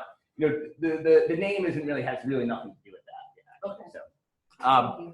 So yeah, no problem. So many of these HABs have toxic compounds, and they can impact all levels of the marine food web. When we think about this a lot, especially on Long Island, we think about maybe shellfish or eating contaminated shellfish. Yeah. You say toxic to marine life or to human? So food, toxic compounds that could be either toxic to marine life, that could be toxic to us, that could be toxic to all of us, could be toxic to maybe just fish. So it's kind of just a broad statement. The one I'm showing here, this is a paralytic shellfish poison, which is pretty common actually on Long Island. And this is actually toxic to us in very high concentrations. It can be somewhat toxic to shellfish maybe, but it really more accumulates in their tissue and then affects us. So some are just for us, some are kind of, just for fish maybe, or maybe just affect fish, some that actually just affect shellfish, some that kind of affect all of us. So I'll kind of try to go through as many as I can, but we're limited on time. We don't want to stay here as much as I love to talk about it all day. But so these are kind of some of the most common amnesic shellfish poisoning, which is caused by a type of diatom called pseudonychnia. And I'm just going to talk about a bunch of these, so that's why I'm kind of throwing it up here. So if you hear me say ASP or DSP, this is a diuretic shellfish poisoning, which is actually pretty common now on Long Island. Neurotoxic shellfish poisoning, and then that paralytic shellfish poisoning, which is common on Long Island as well. So kind of these two are really some of the common toxins that can affect us as far as our health on Long Island. The other two I'll talk about briefly, but they're warmer water climates these species are blooming in. So they don't only affect us though, they also affect animal and plants, and you hear about fish kills quite often, or you hear about maybe clams, or even down here you can see some manatees and seabirds. So there's a lot of different organisms that are being affected, not just us and not just shellfish and finfish, marine mammals as well, and even seagrass beds you can see up here. I'm sure everyone's familiar with the brown tide blooms of the 80s that kind of decimated seagrass beds and scallop populations, so which I'll talk a little bit about. This is actually a picture I wanted to throw up. This is a picture that I took way back in 2009, actually. This is a picture I took. I was sent down by my boss, Chris Gobler, to sample at this site. We would sample there every couple weeks and take, water quality measurements and sample for toxic algae. And we used to get a lot of toxic algae down there. And I went down there that day and I said, hey, I can't sample. I took a picture of this. And this was kind of, this was about 8 years ago. So it was kind of, social media was around, but I feel like now you hear about all these fish kills. And, back then it was like no one really, you kind of heard about them, but not really as much. So I kind of walked around. This is actually on Flanders Bay that I took some pictures. And this is actually me standing at Meeting House Creek. I don't know if you guys are familiar with that, down in Aquabog over there. And this is kind of right by the outflow of where that Crescent Duck Farm is over there. And we get a lot of toxic algae in there, but I figured I'd show this picture. It's just kind of an amazing picture of all these dead menhaden in there. Thank you for sharing. Yes. Well, the positive thing is I haven't seen one as bad as that in quite some time. So that's probably the worst one. That was about 8 years ago. So we'll call you. So why have these HABs increased? Why are they proliferating in the U.S. and Long Island and really globally? This is kind of, I guess, some of the answers to the questions that were asked before that everyone was answering. Anthropogenic nutrient loading, so nutrients coming from wastewater, from septic systems, from runoff, loss of key food web predators in some of these local ecosystems that may be allowing these HAB species to then thrive if they're introduced from somewhere else. Global climate change is another issue, producing a wider range for some of these HABs, and that's really both spatially and temporally. So warmer climates are, increasing the amount of time that these organisms can survive. And maybe it could be just something as simple as, more comprehensive monitoring and reporting of these algal blooms. In reality, it's probably a combination of all of these. So Just some harmful algal blooms across Long Island. PSP is the one that I've kind of touched on, the paralytic toxin, the diuretic toxin, the DSP. There's a lot of toxic blue-green algae, that's cyanobacteria. We have intense brown tide blooms down on the South Shore. This is probably one that's probably less talked about, but we do have actually intense green tide blooms, they call this, and this is more in far western Long Island, down in Long Beach and Lido Beach in that area. And then I'm not sure how familiar everyone is with these rust tides that you hear about, which bloom in the late summer months on the east end of Long Island. So, and these have kind of been increasing since we've been really monitoring. These are some maps we make really every year. This is the summer of 2013. This goes into 14. You can kind of see everything expanding. And if you look down here, I won't go through all of it, but it's hypoxia and brown tide and toxic blue-green algae and rust tide. And these are all areas that we've been monitoring. We've just been seeing, the increase. Yes. So I've heard that you wouldn't necessarily notice that there was an algal bloom going on in a body of water if you're standing there at the surface level. You almost have to be in an airplane, or you have to have elevation to really be able to see it. So I've never seen one, but in fact, there probably has been one right now. So I'm going to show a lot of pictures. That is true in some cases. In some cases, specifically when we're talking about even this PSP, and we kind of term these red tides, the water won't even be red. It's in such low amounts in the water that it's actually, the levels have to be so low for shellfish and things like that to be toxic. So you could have a harmful event depending on what the species is, and even if you're in an airplane or right next to it, unless you have a sample and you can, somehow identify this species or this toxin, you may not. So it kind of depends on which species. Something like a red tide, you can see that on the water, but it's definitely difficult. In fact, many of the ways that we kind of find these rust tide blooms that are out in the East End is we actually go out in a boat and smell for it. So you can actually smell it. It gives off this kind of like bacterial scent. So water quality analysis of clarity of psychodiscrete and that sort of thing isn't going to give you the first clue, or you have to look for alternatives? Well, you do, but for this species particularly, it's extremely patchy. So you could be, one side of your boat could be blood red and the next side could be, and it could be, it's very ephemeral in nature too. So it's, blooming one second and it's migrating the next second. So I'm going to break down all of these. So hopefully it'll explain it a little bit more. But so anyway, just kind of continuing on, it seems like things are expanding, all these hypoxic events and algal blooms.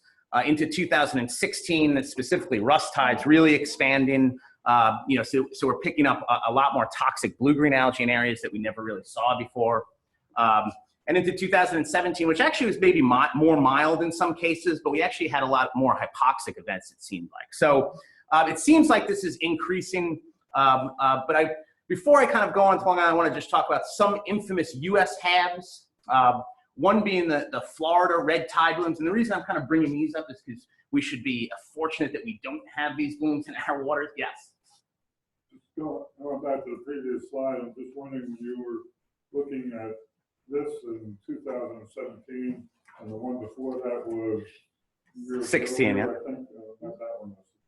I think it's 2013 was the first one. 2013 was the first map that we kind of made here. I'm just wondering have you ever done a comparison as to local populations in the areas involved, as to if they're increasing or the land development, and so that's, does that have any so that's actually, to it? Yeah, so that's actually a good point.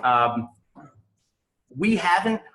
There is a group at Stony Brook that's currently taking some of our water quality data and actually looking at populations and census data to kind of maybe create some types of models. So it is being looked at, not specifically by us, but it is being looked at, and it's kind of in the works now. So it also obviously seems to look like in the areas that don't flush well, that's where you get the. And that's always been an issue, and I'll actually show that with some data as well. But yes, that's always an issue. There's areas that have these extended residence times or lack of flushing, you could say, that are just really, recycling nutrients and kind of, stagnant water sitting there for these, algae to kind of, continuously, reproduce essentially. But it seems like it's increasing. Again, we've also, increased our sampling methods as well. So just before I'll talk about a couple very briefly, because, just talking about, human health really and harmful algal blooms. This is, Carenia brevis is a type of dinoflagellate, which has these really intense red tide blooms off the Gulf Coast of Florida and even out into the open Gulf. And this is a pretty nasty species. It causes neurotoxic shellfish poisoning, and you can get gastrointestinal issues from it, neurological issues, and even if you contact it with your skin, it can be pretty nasty. Another thing that's interesting about this species is it kind of breaks apart during rough weather, and actually these cells break apart and the toxin becomes aerosolized. You can actually breathe this in and have respiratory issues. So they actually close down beaches in Florida. So we should be very thankful that it's a little too cold up here for this species to bloom. But this is a pretty nasty toxin, and it kills manatees and dolphins and all types of other things. This is a pretty nasty species. Another one is another species of dinoflagellate that produces this ciguatera fish poisoning. And this is an interesting species too, another warm water species, 25 to 34 degrees Celsius, so much warmer really than our waters, except maybe in the summertime. And high salinity, so salty water too, which is also found, further down south. And this toxin will accumulate in fish. And what's interesting about this toxin too, it actually grows on macroalgae. So if you have areas that are becoming eutrophied, you have increased macroalgal growth from increased nutrients, you could also have this algae growing on this macroalgae. So this algae actually has kind of this relationship with macroalgae where it grows on the macroalgal biomass. And this moves up the food chain. You can, again, get gastrointestinal issues, neurological issues, even cardiovascular issues in some cases. So it's a pretty nasty fish poisoning. And the reason I even put this up is because it's actually 50% of the U.S. seafood poisoning is from ciguatera fish poisoning. So you may have even heard of it. Yeah. Yeah, so that was going to be my question. When you go out for dinner and you have some nice fish and you're up all night, how do you know what it is? I wouldn't think that they kept the fish too long or didn't cook it correctly. That's a good point. It could, you don't really know. And I think that's part of the issue as well. I mean, it could be a lot of times bacterial. It could be, some type of, worm or something like that, a nematode or something like that. So it's very hard to kind of piece these together, I guess you could say. And, in areas where this is blooming, such as like Florida and Hawaii, medical professionals are usually pretty aware of this type of thing. So it can kind of be, you can also go get, kind of some water samples and you can get, tissue samples from the fish that you ate if it's possible, and also kind of pick these certain cues up, or even get, actual cells to determine that. So, but it is difficult. You're correct. And some of these tasty fish, red snapper, grouper. So it's, it's pretty common, actually, more common than you'd think. And what's interesting too is another thing, kind of separating it from bacteria maybe, is that it's heat stable. So, you could cook your fish and this toxin's stable. So you're still going to get sick if it's contaminated. So it's pretty which a lot of these biotoxins are as well. So I keep talking about dinoflagellates. Not all are dinoflagellates. Some are diatoms. Diatoms, specifically on the West Coast and is really where you see this the most. This is amnesic shellfish poisoning in humans if it's contaminated with this pseudonychnia species. And you can see most of this is on the West Coast and in Alaska. If I had to predict a new species that would be blooming up off the coast of Long Island, this may be it in the coming years. I hope that I'm wrong, but we've kind of seen signs of it kind of moving south a little bit. So we've picked up the actual species. We haven't picked up the toxin yet. So let's hope that this doesn't happen. What's that? Like that last slide. I mean, West Coast waters are colder. And yes. You see it up there on Maine, and correct. It's also colder water up there. Correct. So it's a cold water. It's a colder water species, but that being said, it seems that a lot of these species of algae are kind of adapting to some warmer climates. So we actually are seeing this species move into more southern waters, and we've seen it actually off the east end of Long Island. So, and this is a species that's found worldwide, this genus specifically, but it's also toxic in many areas. But yeah, they have mostly the problems with this, like you said, are much colder waters. on the West Coast and Alaska. But who knows? And this is, again, gastrointestinal problems. You can have all types of the same type of, nasty problems, even seizures and delirium from this. And you can actually suffer from amnesia, hence the name here. And some people even that have maybe some immune deficiency, like Guillain-Barré or something like that, may actually suffer permanent neurological damage from this. The interesting one about this species is in 1961, Alfred Hitchcock actually spent some time up in Monterey Bay, and when he was spending his vacation there, he saw birds flying into buildings and flying into cars. So it may be that we finally have the answer to why all these birds were attacking people, because two years later he came out with this movie. So that's kind of just an interesting fun fact for you there. So kind of starting to talk about things more close to home. Paralytic shellfish poison, I'm really going to focus. A bunch of these species produce it.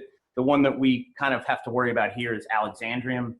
And don't worry about all this nonsense here, but this is paralytic shellfish toxin. It's a saxitoxin. It blocks your sodium channels, and it can really mess you up, and it can really paralyze you. But again, it's also a heat-stable toxin, biotoxin. The global occurrence, again, of this species has been increasing dramatically all over Europe and the United States. I'm sorry, Yes. you said that's a heat-stable biotoxin. Yes. That means So that means it can be It can't cooked. be disrupted. it can't be It's a very disrupted. stable- So you can very You can stable cook it as monster. hot as You you can want, cook it it as doesn't hot as help you you. want. It's just gonna stay there. Okay. It doesn't help you. So it can be a problem. So yes. So no, good question.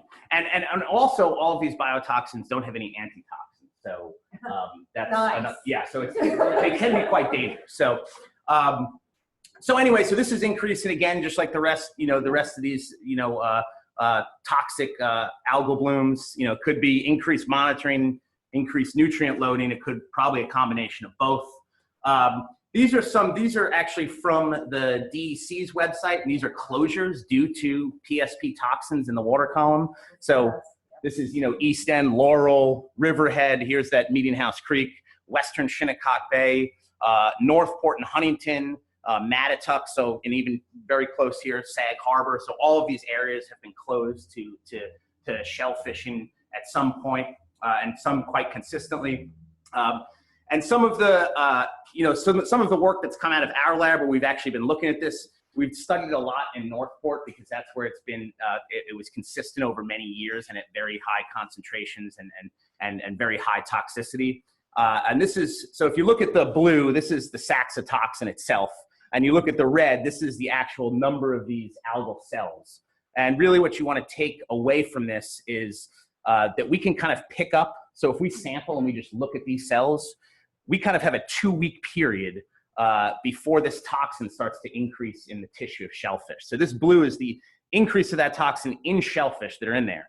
And it's fortunate that we can, because at these levels, that's lethal to us. So yes. So there's no biological control, even though you know there's an increase? So as far as? There's no way to stop it once you've detected it? Like there's not a predator that eats something or something else that, no biological control? There may be, I'm not sure. I mean, it's difficult to say. I mean, it's so widespread in this embayment.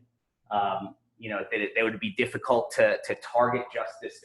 And another thing is these cells can be quite abundant, but we're talking, hundreds of cells of those microscopic cells per liter could be. So there's no toxic. native plantings or anything that could be planted.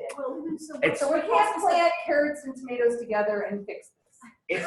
It's possible. It's possible. I don't know if the research is really there yet to kind of target these specific. Because these algae are also kind of mingling around with, good algae as well. So I don't know if you can necessarily target this specific species. But what Yeah. causes the inflection? It's just it's an inflection. So what causes the reduction of the spike? They Something use up nitrogen. Okay. They use up their nitrogen source, and that's what's going on.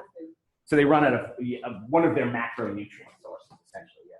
So is this seasonal? I can read. This is through, So this is a spring species. This is April through July.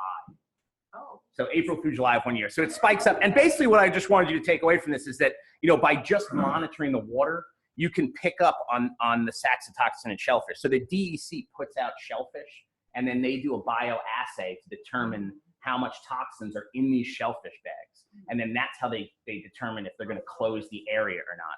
But what we also do is we would do our own assay, but we would also, you know, measure the amount of cells in the water column. So if you start to see this spike in cells, you know that, and you know, just from studying it, you know that, you know, this spike could be very toxic, and we know that maybe 2 weeks from now, those shellfish could potentially be lethal. So. Do you guys also have data on when you start to see the oxygen declining, or does it vary from bloom to bloom? We do. I don't have it for this. We published a paper in 2015, 2015. Teresa Hattenrath is the lead author on it. I'm on the paper, Chris is on the paper, and we looked at not only oxygen, but we also looked at carbon dioxide in the system. So it's pretty interesting. Is there a lag in similar type of ways?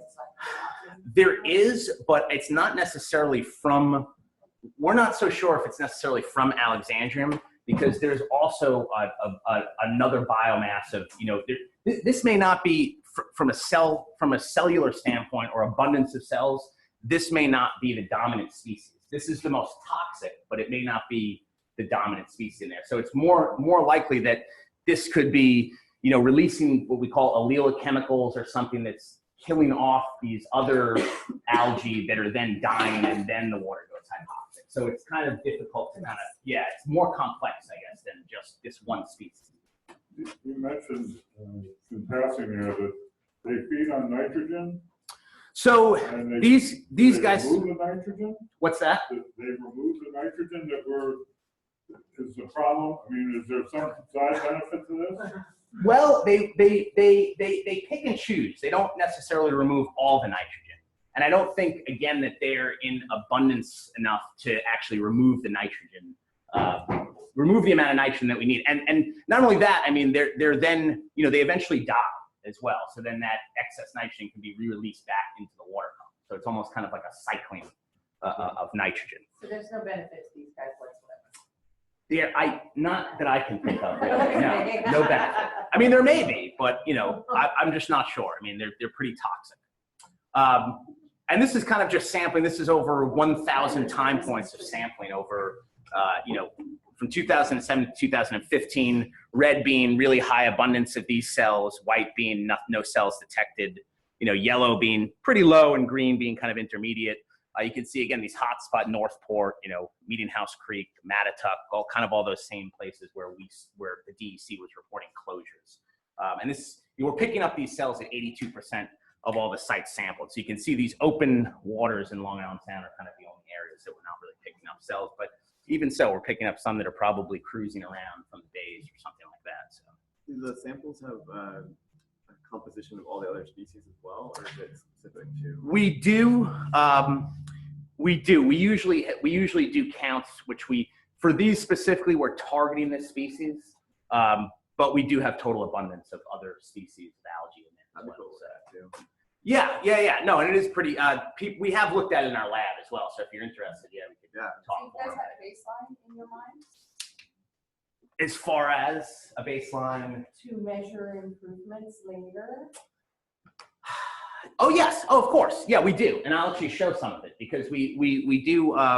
We're already seeing improvements actually in some areas as far as this toxic algae goes. So I'm getting there. Sorry. There. I know right to I'm the getting point. there. This is going somewhere. I can promise you, this is going somewhere.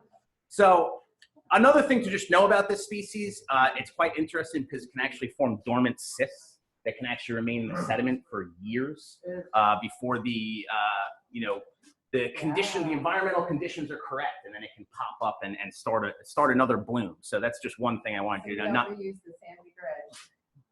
It could potentially haunt you in some areas. You want to be careful. So, and we've looked at actually these cysts.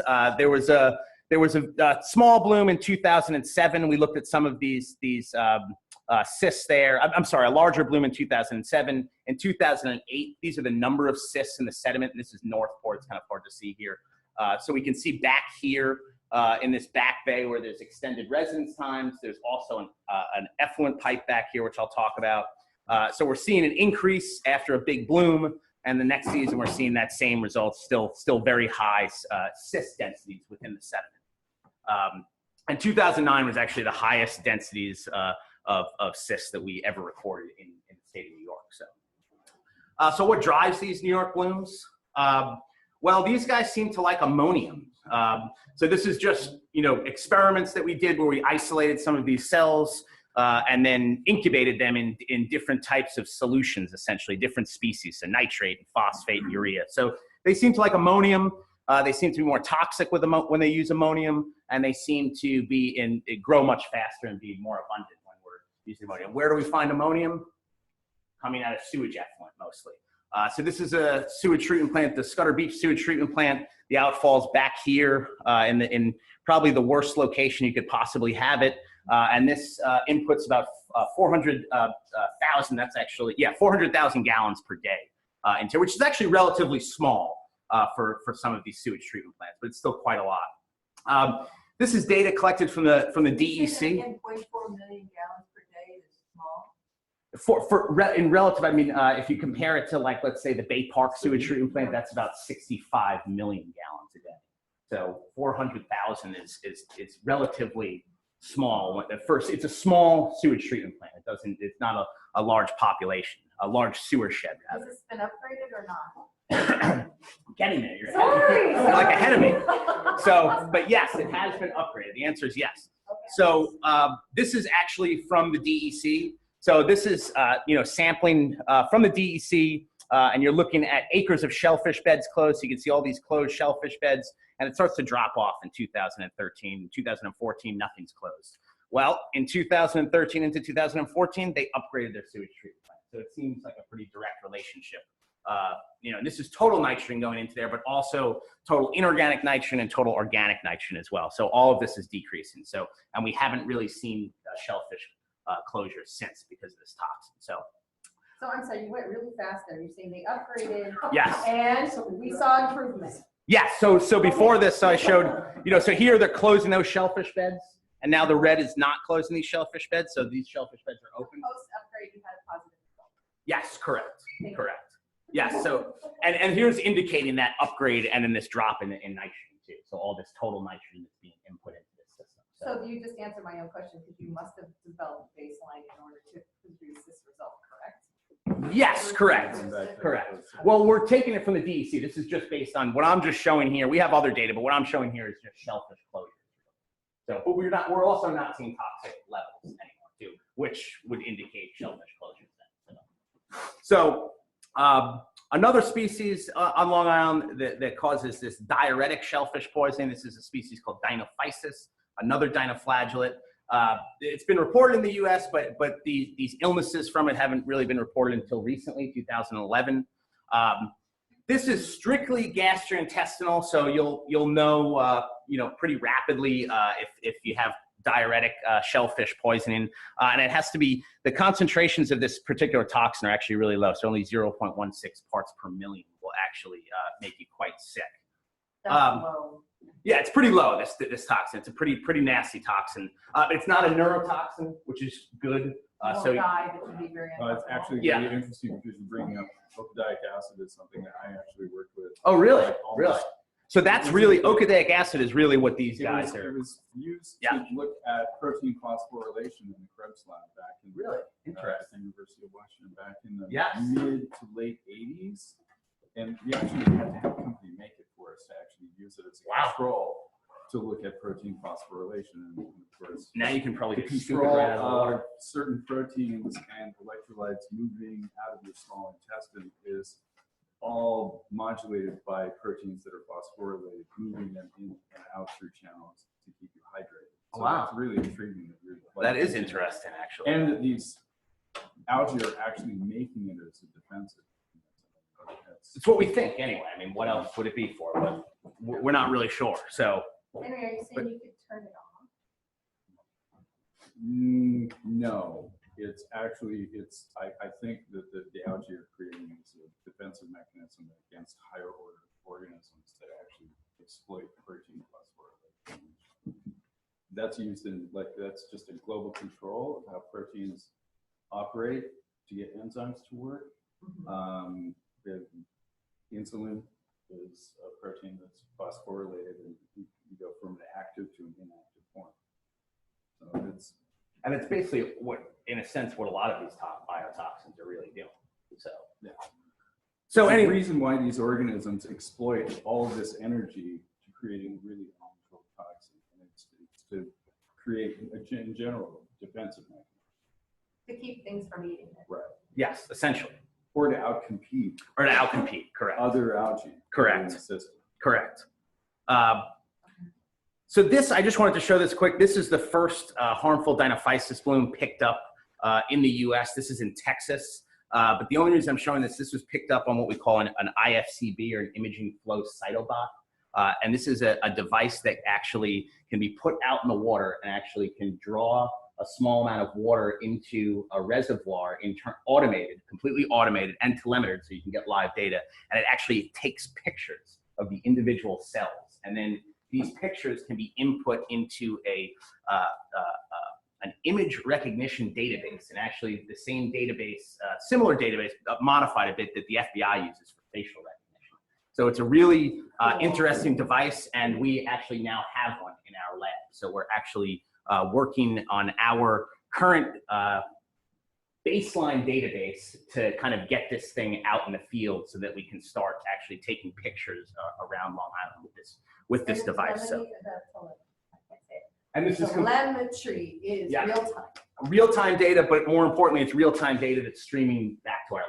Right. So we don't have to be on site or anything to see what's going on. So we're working on that. We just got it this year. The field now? Well, one, they're quite expensive. They're like $120,000.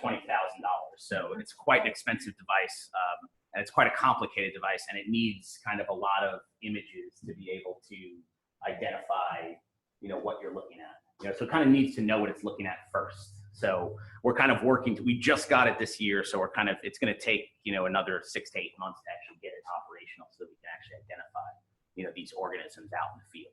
So, but I figured I'd show that. And this is kind of a mess, but, this is just, different years of dinophysis. Up until 1986, we weren't seeing anything past here. And then in recent years, we were seeing these, massive spikes in dinophysis. 2011 being peak densities, which were about 1.3 million cells per liter, which is quite a lot. So, much denser, more toxicity blooms in recent years. And this is again in Northport. So, and this is just showing the different, in these different areas, we actually went out and we dug shellfish. So we have, blue mussels and ribbed mussels and soft shell clams. And we were during these blooms, we were picking up very high. This is okadaic acid and another PTX2 is just another toxin that they produce. So we're picking up very high toxins, and again, very high toxins in close proximity to this effluent outfall. So again, same thing as the other one. The same players here, really. Meeting House Creek, and Northport, but we're getting this all over. Dinophysis is now at 54 out of all 54 sites that we've actually sampled. So sometimes it's very low toxicity or something that we can't pick up, but it's everywhere now. So another species. So we have a lot of different harmful algal blooms here. Rust tide, which I'm sure you've heard about. Now this is not one that can really affect us, but this is an ichthyotoxic species. This can kill fish. And this is a chain-forming dinoflagellate. So they form chains so they can move more rapidly, we think, through the water column, and they can vertically migrate. They're pretty small, but they're very interesting, again, dinoflagellate. These blooms are really occurring on the east end, so they kind of hit close to home here. It's usually August into September, so for very short periods of time. I'm sorry, you're going a little fast. Did you say this has cis-forming abilities as well? I didn't, but it does. But it does. But is that stressed at high population? For the cysts you're talking about? Yes, and you haven't seen that in a natural environment? So the cysts actually, the first time we've seen it was we haven't seen it in a natural population. We think we've come close to seeing it at high densities in a natural population, but we haven't officially gotten it in a natural population, but we've had it in, well, I shouldn't say that. So we haven't seen cyst forming gametes, you could say, but what we have seen in natural populations is cysts. So we have picked up cysts in sediment. But we've also seen cysts form in culture as well. So, and this is very recent, within the last like year or two. Yeah, so we have seen it. So yeah, I guess you could say yes, very recently, but we have seen it. And just to kind of note with this species, it's really patchy. You know, you could have 100 cells here, 1,000 cells per mil here, and 10,000 cells there, right next to each other. So it's really patchy. It moves around. It's really quite difficult to study. These are ortho images we took from drones. These are pictures from airplanes. This is actually Nassau Point in Cutchogue. So you're kind of looking, towards North Sea over there. So, it's really just a patchy dynamic. It's hard to see on here, but you can see this is in the bloom. There's the patch, and you can almost see this like really distinct edge of this bloom. So it's quite an interesting species. Now, since it's a fish killer and it's kind of patchy, fish can swim out of it. But sometimes what you'll get is these, events where these fish are swimming into these pound net pens. I'm not sure if everyone's familiar, maybe some. Some fishermen out here, they have these pound nets where fish swim into these pens and they, pick up these fish the next day. These fish end up dying. What we really see is, and what we're really concerned about is really smaller fish or larval stages of some of these commercially viable species that can't maybe swim as fast and swim out of these blooms. We've done some work with sheep's head minnows where we've actually taken bloom water, incubated it for 30 minutes and seen 100% mortality. We've diluted that to 50% bloom water and they're dead within 100% within 2 hours. 25% takes a little bit longer, 9 hours. Filtered bloom water, they're fine. So it's pretty clear that this is ichthyotoxic. It produces something which is not so important, but it's what we call a reactive oxygen species, and it breaks down pretty rapidly, and it hasn't really been isolated yet. So we kind of just call it a reactive oxygen species. So, but we know it's attacking the gills. So, and it's essentially suffocating these fish. Another one, brown tide blooms that probably everyone's familiar with now. We're seeing these blooms across the South Shore from Mauritius all the way to through Great South Bay. We have had some improvement though. Does anyone know what this is? Yeah, it's the breach. This is the breach at Old Inlet in Bellport.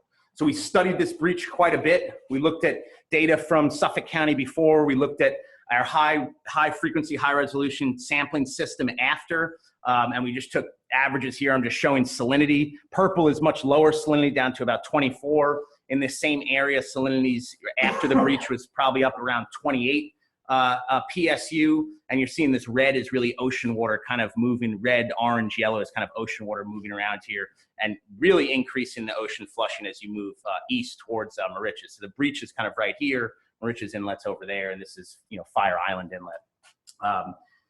And when we look at brown tide cell densities in there, we see near all these inlets, not surprising, we see very low cell densities. This is brown tide cell densities, so very low densities near Shinnecock Inlet, very low densities in Narrow Bay, very low densities in that new inlet in Bellport near Fire Island Inlet as well. So any area where there's really flushing and ocean water moving in, we're seeing low densities of brown tide.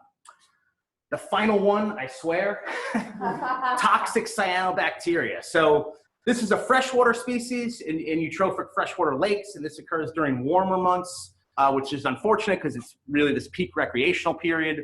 There's many strains of this cyanobacteria. They synthesize all types of hepatotoxins, neurotoxins. These two really being the biggest players, microcystin probably being the most. The World Health Organization actually set 1 microgram per liter as a concentration of microcystin as a guideline level for safe drinking water. So if it's at that level or exceeds that, this water is not safe to drink.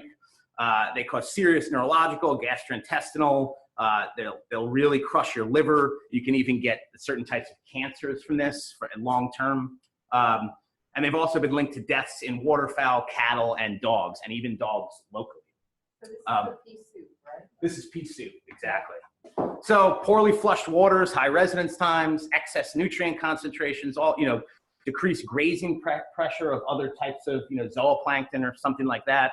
Higher water temperatures, so once it gets much warmer, this is actually a picture, I don't know if anyone recognizes it from Agawam Park, just a picture right down at Lake Agawam there.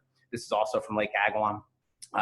This is just taken off Google Maps. That I just took the picture of Mill Pond and Water Mill, so you can see that there's obviously something blooming in there. Yeah. I was going to ask about Mill Pond. Do you know what the toxicity is of that water and how dangerous it is, for example, to swim in it? Yeah, so it doesn't, when this, it does become toxic, and it can be definitely dangerous to swim once you have, really hot, dense blooms in it.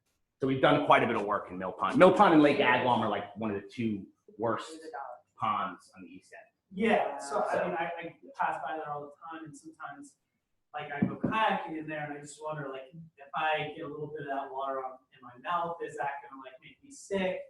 What? You should probably be all right, but definitely try not to get any in your mouth. I do. Yeah. Try not to. Yeah, it depends. It's kind of, it could be toxic for a period of time, and then those toxins could decrease. So it kind of really depends what time. It's hard to say.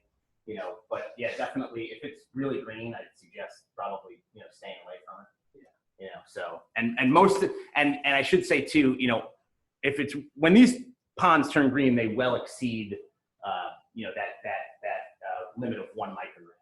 So, and they probably exceed, this limit too, which is really the low recreational risk in most cases, which is about 4, I think, micrograms per liter. Friends of Georgia Pond, which have the same blue algae, perhaps they have guidelines for their neighbors. Yep. What safe levels are, when to go boating. Yeah, and we actually have, we deploy a buoy in there, which I just took out. Yes, so we run a buoy in there that actually, in Georgia Pond. In Georgia Pond, and we just built one and put it in Wainscott Pond, which lies just adjacent to there, which also suffers from dense cyanobacteria blooms. And on those buoys, we actually have a phycocyanin sensor, which is actually a pigment that can be really a proxy for cyanobacteria biomass. So we can actually, see in real time a really good predictor, I guess you could say, of cyanobacteria, and then with extended amounts or consistent sampling over the course of a few years, we can determine that it's probably this toxic, you could say. So kind of like a model for toxicity based on this pigment that we're targeting on these sensors. So The seawater, does the salt kill it? yes. So where we have tidal flushing. Yeah. So this is fresh water. So once it gets to like 10, sometimes it'll kind of linger around, but once you get to like 12 or 15, PSU, it's done. So anywhere in really the coast of on the coast of Long Island, you're not going to see this. You're going to see this only in freshwater system. So you may see a plume coming out into Mecox Bay or out into the ocean. What you're seeing the development of this in our coastal plain ponds that used to break free and flush. Correct. They're lagoons. And we're seeing this is probably to me, I think this is really the biggest expansion of harmful algal bloom on Long Island, because many of these ponds I remember as a kid fishing in and swimming in, and now they're disgusting. But some of these, like Georgica, you call them a pond, but technically they're coastal lagoons. Georgica's a little bit different, because a lot of these are reach by the town. And then it's the same thing. I just think it's a good point when you mentioned the Bellport Reach. There was a lot of public response. They wanted to see it closed because homeowners on the waterfront are afraid of flooding on their properties. We were talking about living shorelines before. This conflict right now with allowing kind of natural, literal processes. Things happen along the shoreline, allow migration, allow water levels to rise and fall, and then humans holding on to every foot of shoreline property that they have, not allowing the tidal flushing to happen. So that's kind of the cultural conflict right now. Sure, and Georgica, I could give probably a talk on Georgica Pond alone. It's a complicated system, Georgia, because it goes from a system that may be almost freshwater, it may be even very close to freshwater, very low salinity, to like the ocean, essentially. So it's, only certain species are really surviving there. One being, it's got a big blue claw crab population there, probably one of the largest fisheries on Island. So these are things to be concerned about, because we have found, toxins even in crabs, which we weren't. Does aeration, those pond aerators, help with the algae? I would say probably not. Okay. So I think you need quite a bit, and I would say probably not. What they're doing in Georgia Pond now is they have this floating tractor essentially that's removing macroalgae, and that's actually removing that nitrogen out of the system. And that seems to be actually helping now. So it seems that maybe these macroalgae blooms would occur, and then they break down and then fuel these cyanobacteria if the salinity is correct, temperature. It's so interesting. It's not that algae that you're really worried about, but anyway. I'm trying to read this. Is Otter Oh, Pond yes. and Sag Harbor one of those listed? I don't see it. Is Otter Pond? I don't think it's up here. You know what? And this is kind of a dated Suffolk County Lake survey. We sample actually at a lot more, and I think we do sample Otter Pond, but I could be wrong. And this was just showing, recreational risk as opposed to that very low, drinking water. We don't have to really worry about these ponds as far as our drinking water. In the Great Lakes, they get such large blooms in the Great Lakes that it's actually now starting to leach into their groundwater. So it actually is affecting their drinking water. But I think that the total volume of ponds on fresh water on Long Island would, it's probably pretty impossible, I'd say, for it to actually leach in there. But I could be wrong. I'm not, so maybe over time. But usually that toxin would break down as it passes through, groundwater processes and things like that. So anyway, so this is just showing that a bunch of other ponds, Old Town Pond, there's Mill Pond up there, Lake Ronkonkoma, Lake Agawam, so the usual players in there. Here's a fish kill in Lake Agawam. This could have been, this was actually very low oxygen in there, so the breakdown of one of these blooms, you're seeing fish kills.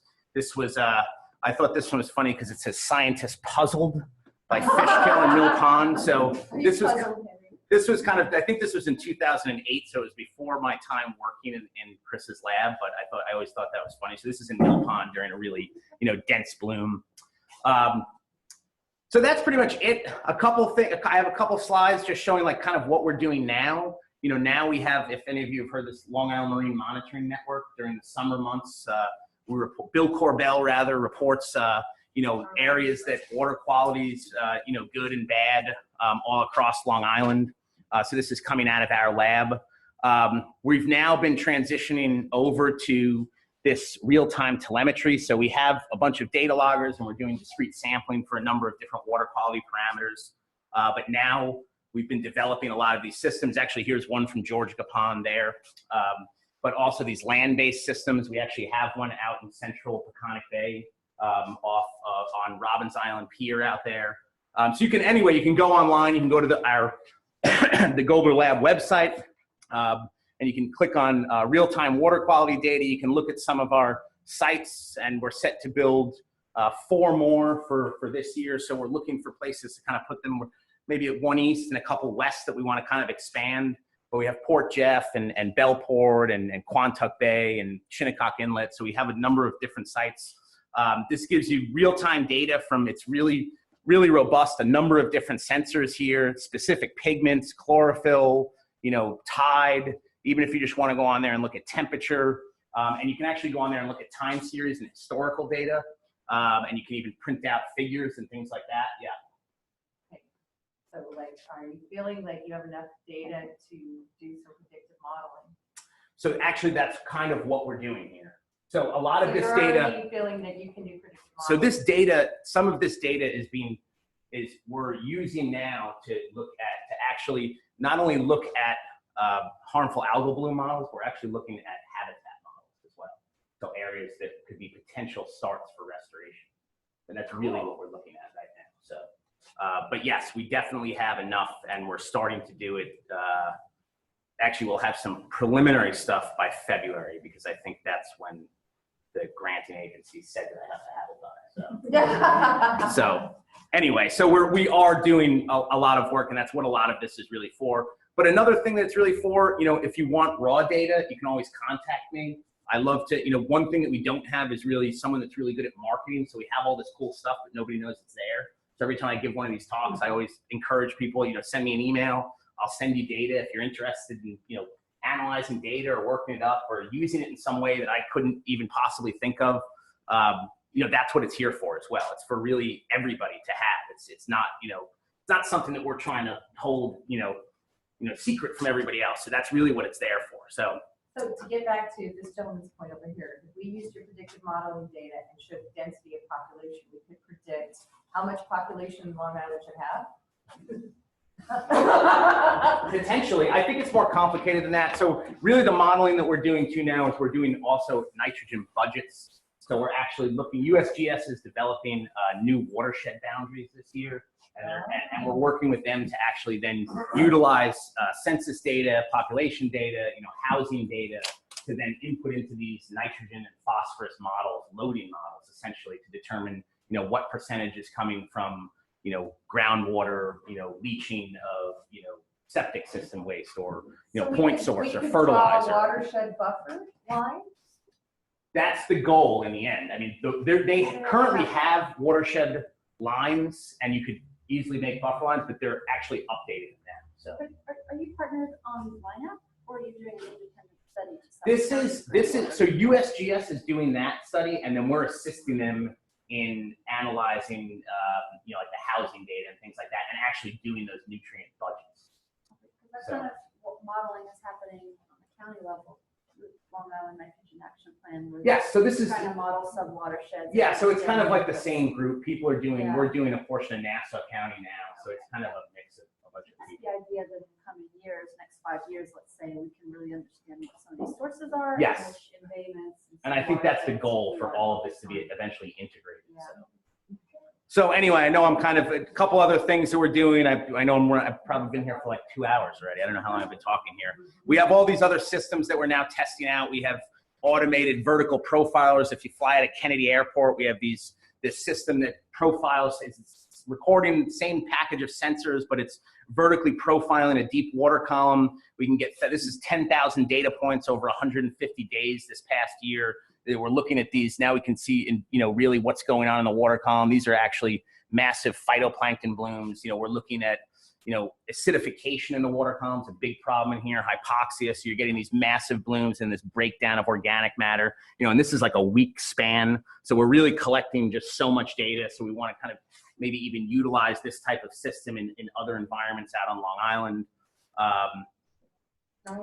We're doing high resolution mapping, underway towing, looking at cyst densities of coccydium, comparing it to vegetative cells from these high resolution mapping systems and kind of lining this up to see where these cysts are going to occur and where these vegetative cells may bloom. This is from Shinnecock Bay. I don't think this didn't work the last time, but if you want to see it, you can look on my computer and know why it's not working. But this is supposed to be a three-dimensional animation of our underway system. And this is basically just showing you that, we can get really, really high resolution stuff. And if you go below the surface, you can see that difference. And you may see this massive bloom at the surface and then this hypoxic conditions, 8 meters below. So, and that kind of lines up with, the DO or whatever. So if you want to look at that, we're also doing flights and, picking up regions in Scallop Pond, for example, that we never saw coccydium before, and who knows how long it's been blooming there. And we've only gotten this from aerial imaging. We have these aerial imaging fixed-wing drones that we launched that go out and map out this whole area. So what we really want to do in the end is try to use these high-resolution images and then these high-frequency, high-resolution data sets to be able to use some of these sensors that we have equipped on these fixed-wing aircrafts to actually predict. So we're actually working to predict just by flying these out and taking the sensing data from aerial images, what cell densities are in the water column and how these blooms are kind of moving around. So conclusions are all kind of basic stuff, but, harmful algal blooms are increasing in coastal ecosystems. We're constantly getting better detection methods, and we're kind of pushing the limit in our lab with that. Climate change, overfishing, enhanced nutrient loading are leading to more frequent HABs, we think. They can harm humans or marine life, and they can be caused by a number of different species. You kind of think of them, you hear just dinoflagellates, but diatom, cyanobacteria, even macroalgae, which I didn't really talk about. So that's it. Is it dinner time yet? Sorry.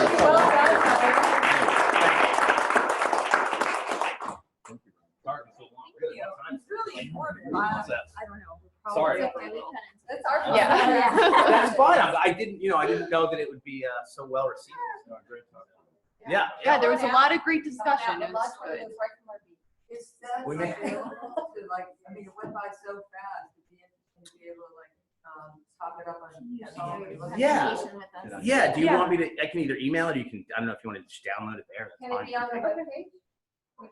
Are you okay with that? Oh, I'm totally fine. Yeah, no, take it. Then definitely. yeah, we can put it on Yeah. the website. No, that's fine. That's fine. Yeah, I have no problem with it. Yeah. Okay, if you have a Yeah. specialized version that you want to, to send over. And Yeah, I could maybe send over. I don't know why those animations didn't work. Sometimes if you don't have like Flash Player or something, Yeah. it won't work on those. So maybe I'll send it up. You can kind of play those because those are really cool. And actually, I should say too, we have data from Peconic Bay. So the only other place besides Jamaica Bay where we've used this underway system. So we basically tow this thing and then we're able to maneuver it up and down in the water column while we're moving and collecting data and collecting things. So it's quite an interesting piece of equipment, and we've done it in Peconic Bay. So I just haven't had a chance to work with the data yet. So. Oh, we want to see that. So and it's kind of complicated because you have this data and then you also need like really high resolution bathymetry data and LiDAR data because you need like the platform to make it visually appealing as well. So it's a lot of work that I just haven't had time to do, but I'm working on it. So anyway. Well, thank you very much. Yeah, you're welcome. Thank you. So we're gonna just do a few more of these questions and then everyone's free to go to stick around, ask questions, whatever you'd like to do. So if you guys have your phones out again, you're already logged in. So all I have to do is give you access. And our answers might pretty much be the same. What do you think the main cause of harmful algal blooms are? I think we already knew to begin with. Oh, let me go forward one. Sorry. There we go. So anyone can answer, probably be the same since we all knew what they were. A couple people left, so we might not have anyone left that's still in the poll.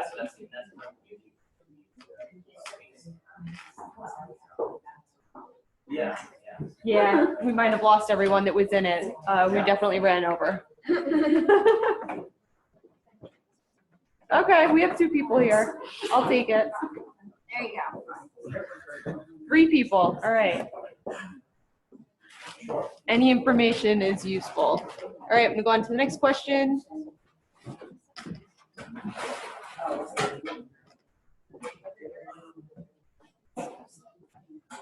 Just how important is preventing harmful algal blooms for future plants in the Peconic Estuary? A is very important, B is somewhat important, C is not important at all.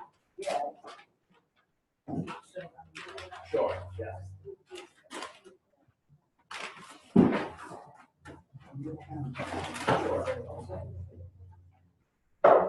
All right, so everybody thinks that it's important. That's good.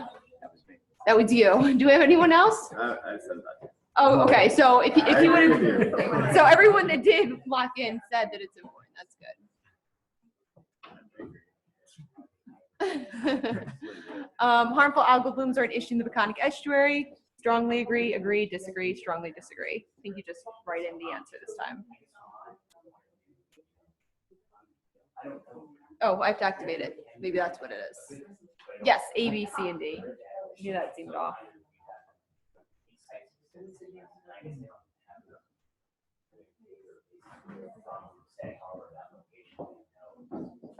Okay.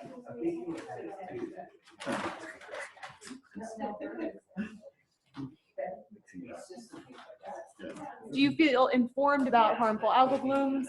A, yes. B, somewhat. C, no.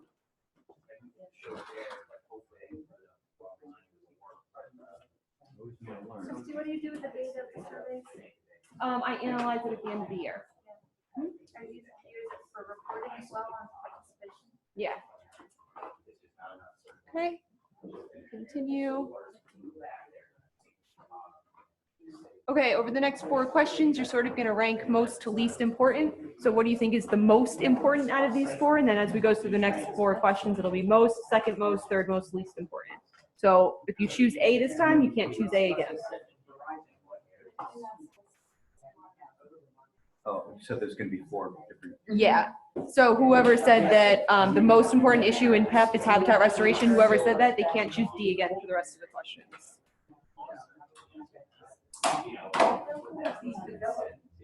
Okay. So out of those same 4, what is the second most important?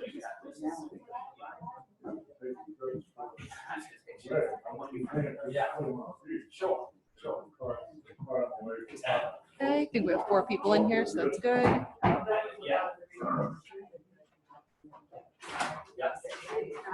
Third most important, A, B, C, and D again.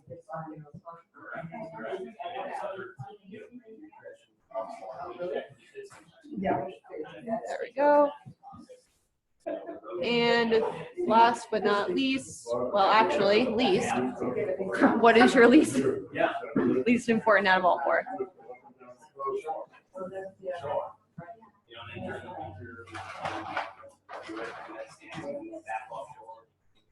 Okay.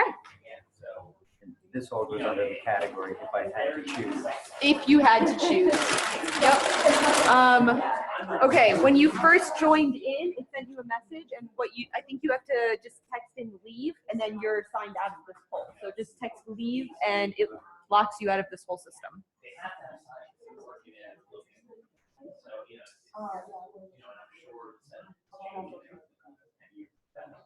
If there's any study on wastewater